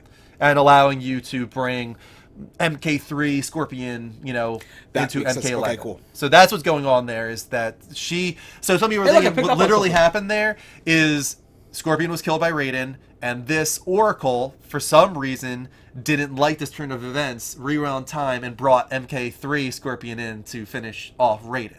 So she's, for some reason, dictating the flow of events and deciding Yeah. this So I saw choice. that this is for the Switch. I didn't see him say It is that coming to anywhere. the Switch, yep. That's insane to Yep. me. And I honestly am questioning which one I'm going to get it for. Yeah. Only for the sheer fact of being able to bring Mortal Kombat with me anywhere. That's It's attractive. Get it on both, clutch. because, it's going to look so much better, I would imagine, on Oh, on absolutely. Don't get me PS4 wrong. Pro and There's even a Xbox chance I One might X. get it on both. Yeah. I You get know, it. depending on the release, I might get it on one and then get it later on the other one just to bring it on the go with me. Or maybe I'll get the XL edition on one and get the regular edition on the other one. Here's the thing that really bothers me, though, about the reaction, is we were super positive on it. I made one comment in the middle, and it was almost under my breath, where I just music's not really working for me. And then You said it a few times. no, you brought it up later, and I said it's just not what I want for Mortal Kombat, and that was the end of Gotcha. it. Okay. And that's all I said. And then by the end of it, we're all like, "That was awesome, that was cool," and everybody's just like, People "Dude, in a new YouTube Mortal are Kombat is stupid, coming! dude. Be excited!" And I was like, "Did you not watch the reaction? We loved it." They focus on small little things. They get their panties in a bunch. Yeah. And I'm saying panties because I don't care who you are. You're shoving your underwear up your ass. And I don't understand why you're doing it about one little comment. And they don't actually focus on what they're watching entirely. They just focus on It was one literally little tiny two nugget. passing comments. One passing comment of, music's not really working for me. Then you were like, I don't know, but I really like this. And I was just like, it's not really what I want for Mortal Oh, Kombat. also, and if that you was the comment end of it. negatively, you're a bitch. What was that? I said if they comment negatively, you're a bitch. Them. If they comment negatively. People on YouTube commenting The negatively? ones that are, they're little bitches. I don't care if you comment negatively. That's fine. No, for There's- for that reason. Oh, honestly, I don't even care about that either. It's fine if you want to combat the music. If you really like the music, tell me you like the music. And That's I've talked fine. to a lot of people in that way. I'm like, that's cool, man. I'm really glad you like the music. I love the trailer. I think it's a great I have to go trailer. home and watch And it. I just say to them, to anybody who's coming into it, and their only thing is, of course, these white douchebags who don't know music, just like the music, like that, I'm not even going to respond to you. I'm just going to delete your comment. Yeah, Like, you're just being an asshole. first of all, I'm deleting it not because, for one, you're actually being racist. you're being the racist here. Two, I just don't want that to start its own thing. Like, I don't want a negative thread to start Absolutely. based on that. So if there's a legitimate comment that's negative, that's fine. You guys can start your negative comment thread and talk about things. But if something brings up racism, I'm not going to allow that to fester in the comments, below. Just- Yeah, get it. I completely agree. Moving on, new Dragon Age is coming, but what does that mean? Like, Right. Yeah, we don't know. anything. What was it? Something Wolf. Sure. There was a hashtag. That's all we got. We don't even know the title of it. Wake the Wolf or something. Yeah, so we'll have to wait and see on that one. But cool that they announced it. Yep. Look forward to seeing more about it. Joker is coming from Persona 5 to Which is really Super cool. Smash Bros. Ultimate. Completely unseen by anybody. There was not one person I saw that actually No, said this in advance. I never would have expected that. No. And during that entire trailer, I didn't see them revealing the Smash logo. And I should have, because they do it so many times. They always do the same thing where it's throwing you off, it's the squids or whatever, and suddenly there's the, Smash logo. It's always the same thing. Dreadwolf, thank you. So I should have expected it, but I did not. They got me on that one, and it's really cool. And leading to rumors that it's coming to Switch. which Which is great. Good for is you why guys. I'm Good for very me, happy. if I decide to get it again. Atlas is the new, huge MMO game from the creators of Ark. Yes, and I looks forgot about really this. cool. With, pirates and monsters. What Sea and- of Thieves should have been. Right. Honestly, Yeah. that looks I- like what I Sea of agree. Thieves should have been. I'm 100% invested in that. Yeah. You have my attention. Show me what I need to see on it, and you have me. I got messaged by Keymailer about wanting an ID, and I was like, hell yes, give me a code for that game. I will play that game. Yes. So if we get a code for it, I without a doubt will be 100%. playing Atlas, and hopefully Mike can play it with Yes. me. We'll play it on a community that'll game be a night. fun game. Yeah, we're doing Atlas without a doubt. And the final one, this one really was attractive to me. It's called The Pathless from Giant Squid, the guys that made Abzu. This one has a female character that uses an eagle to guide her. She rides the eagle. She holds onto it as she glides around, kind of Shadow of the Colossus style. Beautiful looking world, beautiful looking graphical design. everything about that was speaking to me. I'm really cool with that, and I pray to God Austin Winter is doing the score, please. Yeah, me too. Because he does amazing work. All right, I'm gonna go. You're gonna head out. That's fine, man. No problem. I get it. It's 1:00 a.m. Yes. I'll wrap this up with some kind of funny game guys. studio. I just gotta let you out, guys. I'm just gonna go to a quick commercial break. I'll let Mike out. I'll come back down here. We'll talk about kind of funny games showcase and wrap this out. You are really pissing him off tonight, Mike. Dude, I didn't even nowhere near him, and he went to lunge at me. Really? He's angry. What is your deal, bud? He doesn't like you anymore. It's because you skipped so many weeks coming here. He's like, screw you, man. Everybody's saying good nights. Appreciate it. Guys, I will be right back. I'm gonna let Mike out, and we'll be back in about 60 seconds. Welcome back, level uppers, to the Level Up Show, episode 244. This is a gaming dedicated talk show on every Sunday at 10 p.m. Eastern Time. Mike just left, but we're gonna wrap up the show tonight with a little recap on Kind of Funny Games Showcase. I kind of had to skim this. I had it on in the background. I wasn't able to watch it closely, but there was a lot of games shown off during this. Pretty much all indie stuff, which is what they teased it all to be, which is totally fine. I thought it was a great show. I'd like to see what you guys thought about it in the chat. So I'm going to go through the ones that at least spoke to me a little bit during this. Let's start the video back up here. I got some of the videos that were used during Kind of Funny Game Showcase. So they, of course, announced this a few months back when PlayStation Experience was revealed to not be happening this year. That same exact day, Greg Miller tweets out, "Hey guys, we're going to do something this year called the Kind of Funny Game Showcase. So don't worry about PSX. We'll do something for you instead." And then within 2 months, they were able to get this thing together. It's an amazing achievement on their part. Congratulations to those guys. It got them a lot of views too. They got up to 25,000 live viewers during the Kind of Funny Game Showcase. So they have to be happy with how this whole thing turned out. Don't know if they're going to be doing it again. They said they don't really want to do it again. They just did it this year to supplement for the lack of, let me just go back to that way, to supplement for the lack of PSX. This one here is, I believe, the Pathless. We talked about this during the Game Awards, just to show it off again. This game looks amazing, from Giant Squid, the developers of Abzu. This was shown off during the Game Awards, not Kind of Funny Game Showcase, but definitely one to keep an eye on, and one of the most attractive things I saw during those two shows. There's the eagle that you used during that game.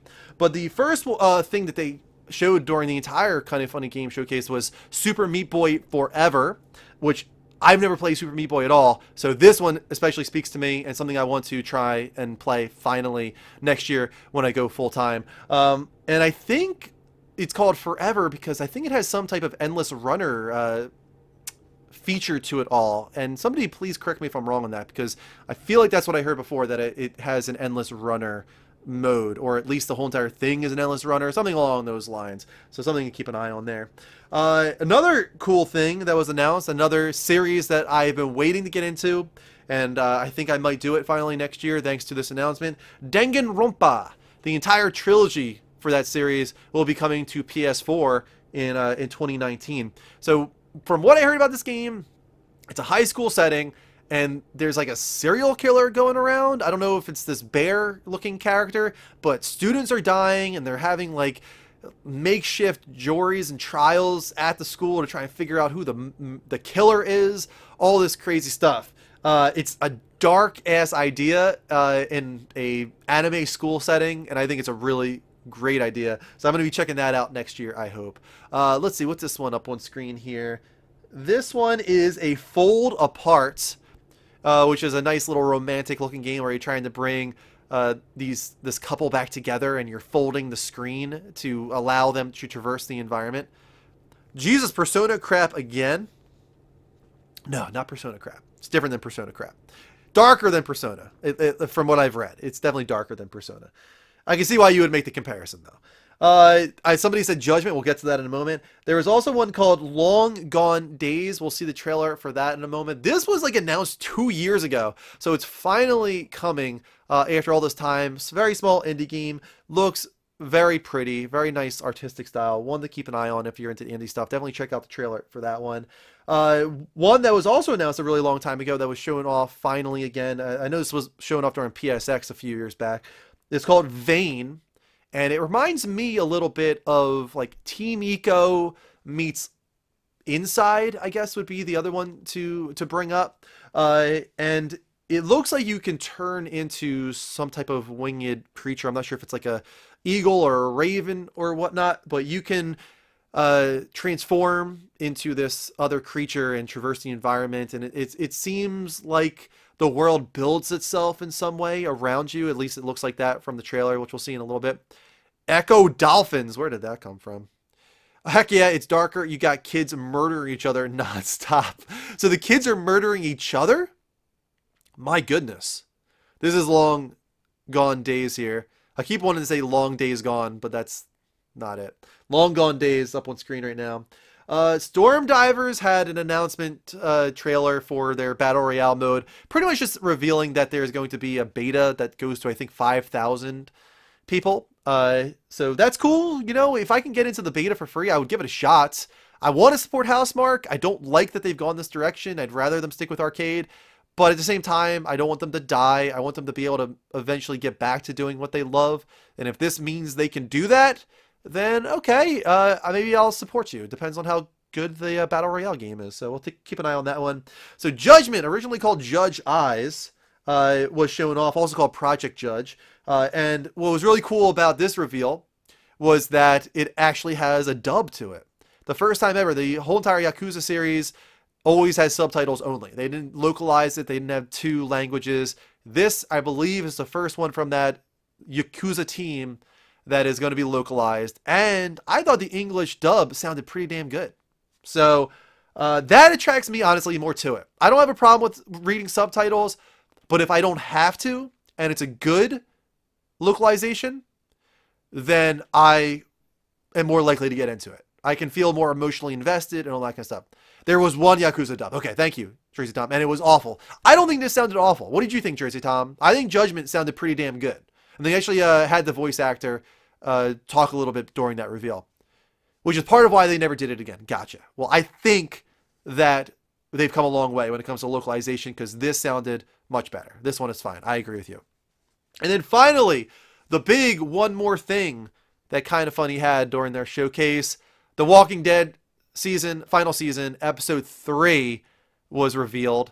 And they gave it a date, I think, of January 15th. Yeah, January 15th, not that far away. We'll be getting episode 3 of the final season. Had a lot of nostalgia trips in it. A lot of Lee talking, narrating over the action. And it seems like talking to Clementine in her head. It seems like that's going to be a mechanic of this 3rd episode. I haven't played episode 1 and episode 2, so maybe that's already a thing. I don't know. I haven't played. I'm going to wait until the final season is out before I play it. This is Vane up on screen, I believe, here. So I'll wait to find out. But I do like that idea of Lee having a strong impact on the final episodes of The Walking Dead. I mean, that's where it all started. I feel like that's where it should end. Things should come full circle, and he should be guiding her in some capacity. He's the one who taught her the first thing she ever learned during the apocalypse. I liked Kinda Funny Showcase. I liked it too for the most part. I thought it was a very good start. If they want to do it again, I think they have room to grow. I think it definitely could be improved. I think a little curation might have helped, in all honesty. Some of the games that were shown off there were, I don't know, if they really should have spent the 15 seconds showing off some weird things that they showed off myself. Maybe curate it a little bit. I do understand that that's kind of the point, is to be this indie game showcase, but at the same time, I'm sure they're going to get a lot more indies trying to show off their games this year, and I don't think they should just allow every single one in. Because it was already trailer after trailer after trailer. And personally, I feel like big, long trailer reels are not what I want to see during a showcase, like with from Kinda Funny especially. I would like to see a little bit more humorous segments that show off what Kinda Funny is all about mixed in there. They did maybe like 5 of them in this thing. I would like to see more than that. I'd like to see them devote maybe another 5 to 10 minutes about what Kinda Funny is, about their personalities. We literally only got Tim and Greg. We didn't get any of the other guys. I would like to see a little bit of Nick. I would like to see a little bit of Kevin. Some more inside jokes. They had a little bit of inside jokes in there. I'd like to see more of that.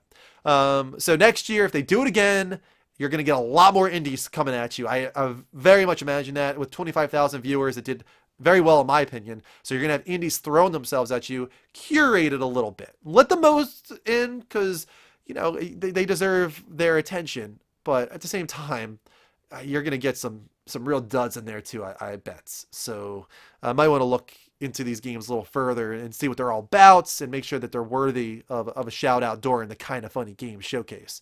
That's just my opinion. When is Harry Potter's birthday? I would have never guessed that. Didn't you make that question, Farsender? I feel like you made that. It's a showcase for games, not them. No, it's the Kind of Funny Games showcase, which means it is kind of funny. So they should be showing off Kind of Funny. It's on their channel. They developed it. They built it.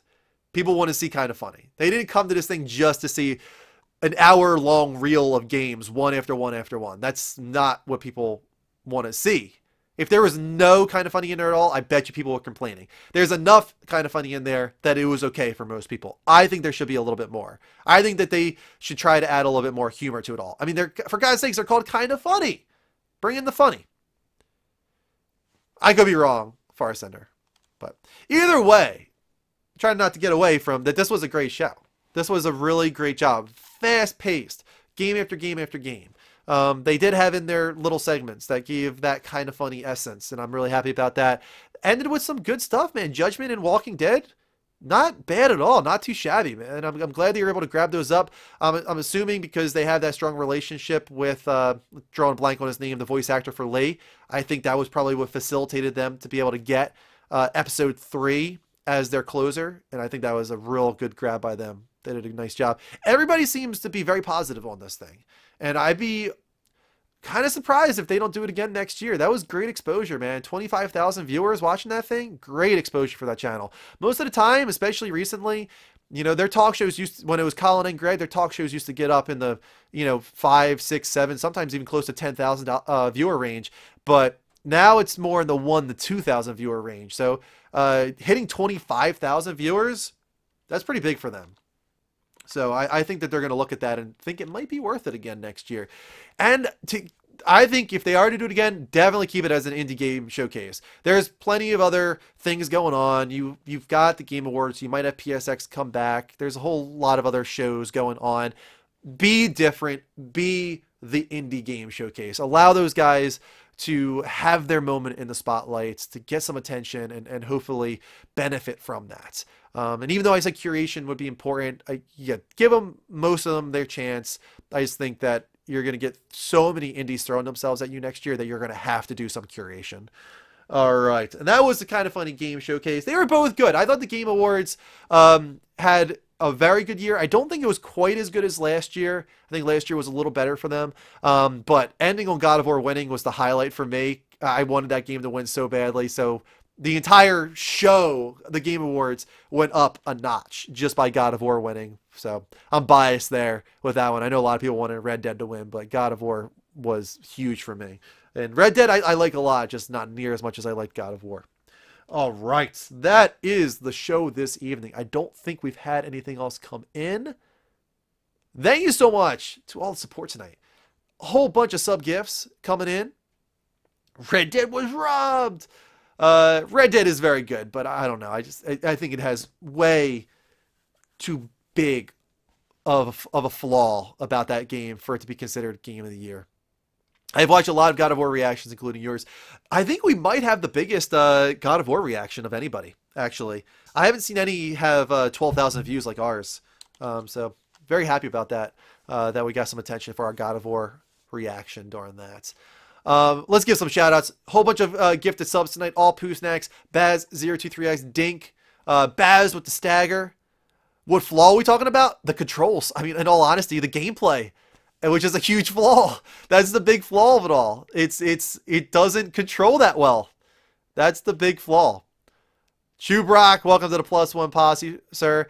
You know, the story is great. The world is great. The atmosphere is great. You know, all of that is very, very well done. It's a huge, ambitious game, but it doesn't play that well. Yeah, controls, I'm with you. I mean, how can a game win Game of the Year when controls are so integral to the experience and aren't that great? They're just like, okay. You disagree on the story too? Farsinder doesn't even think the story is good. The story is very well told. You could think, you might not agree with like the direction things go, and you might not want to play as like bad guy Farsinder, but that's kind of just a you thing. That has nothing to do with the story. That just has to do with you and what you want to see from characters in a game, I guess. So, yeah, I mean, the story is very well told. I think it's really hard to deny that. You might not like the story, but the way it's told is very well done.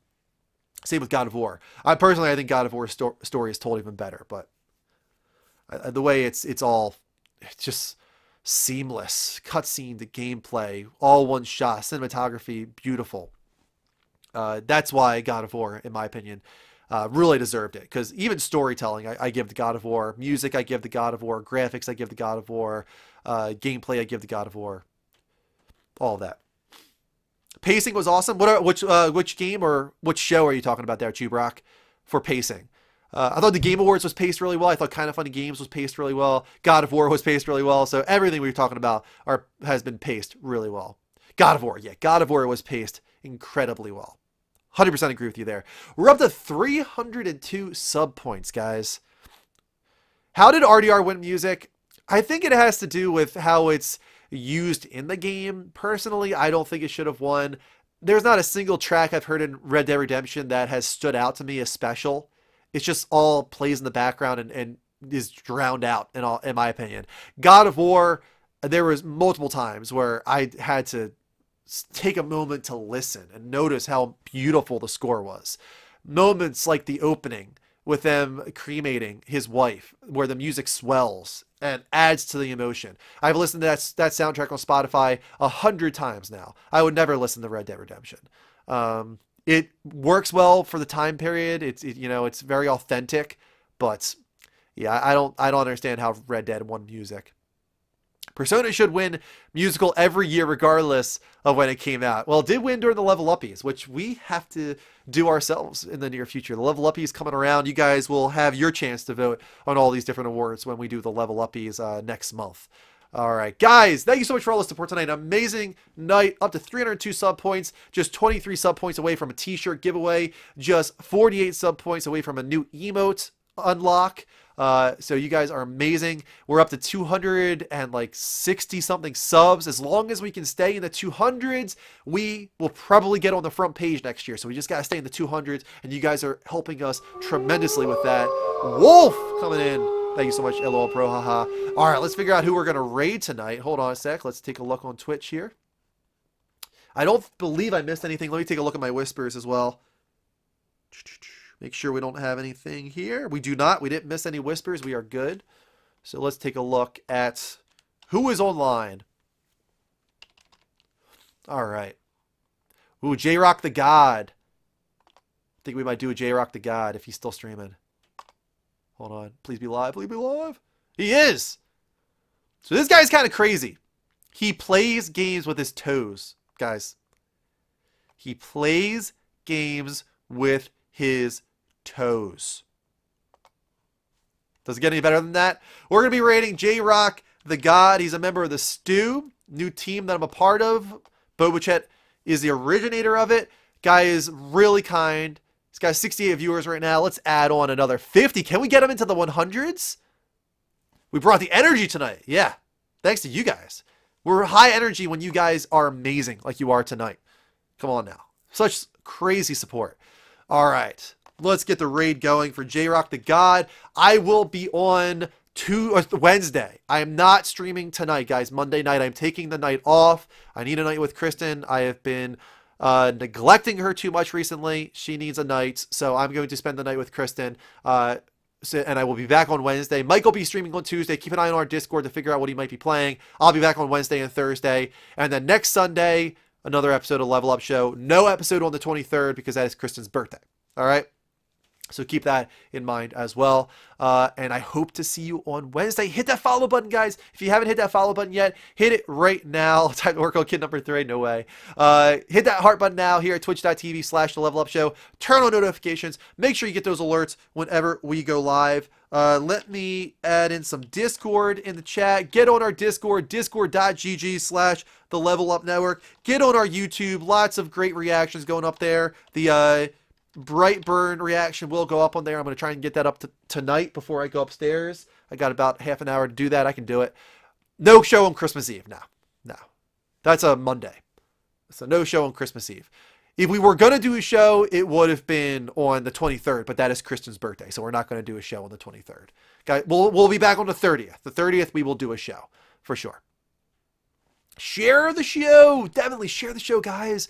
We're going full-time next year. We're going full-time. So we need to get this show out there. Share it around. Get any person you could possibly get in. Get them in here. You know, if they're in the gaming in any capacity, tell them about the Level Up Show, what we have been doing here for the last 5 years. A lot of this is relying on you, and I'm sorry about that. We can't do it alone. You've all been so amazing. I need you guys to keep being amazing. If we're going to get this show to find its footing next year going full-time, we're going to need to share the show everywhere possible. Oh, very cool, Forest Ender. Thank you for doing that.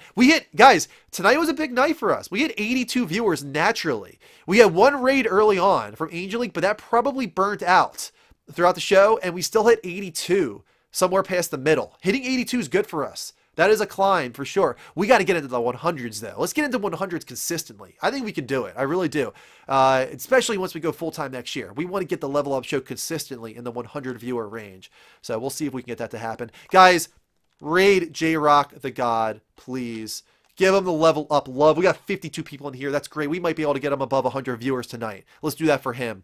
All right, give him the follow. Give him the love. And tell him the Level Up Network sends their regards. I will see you on Wednesday with another game stream. Until next time, guys, take care. And as always, don't forget to level up.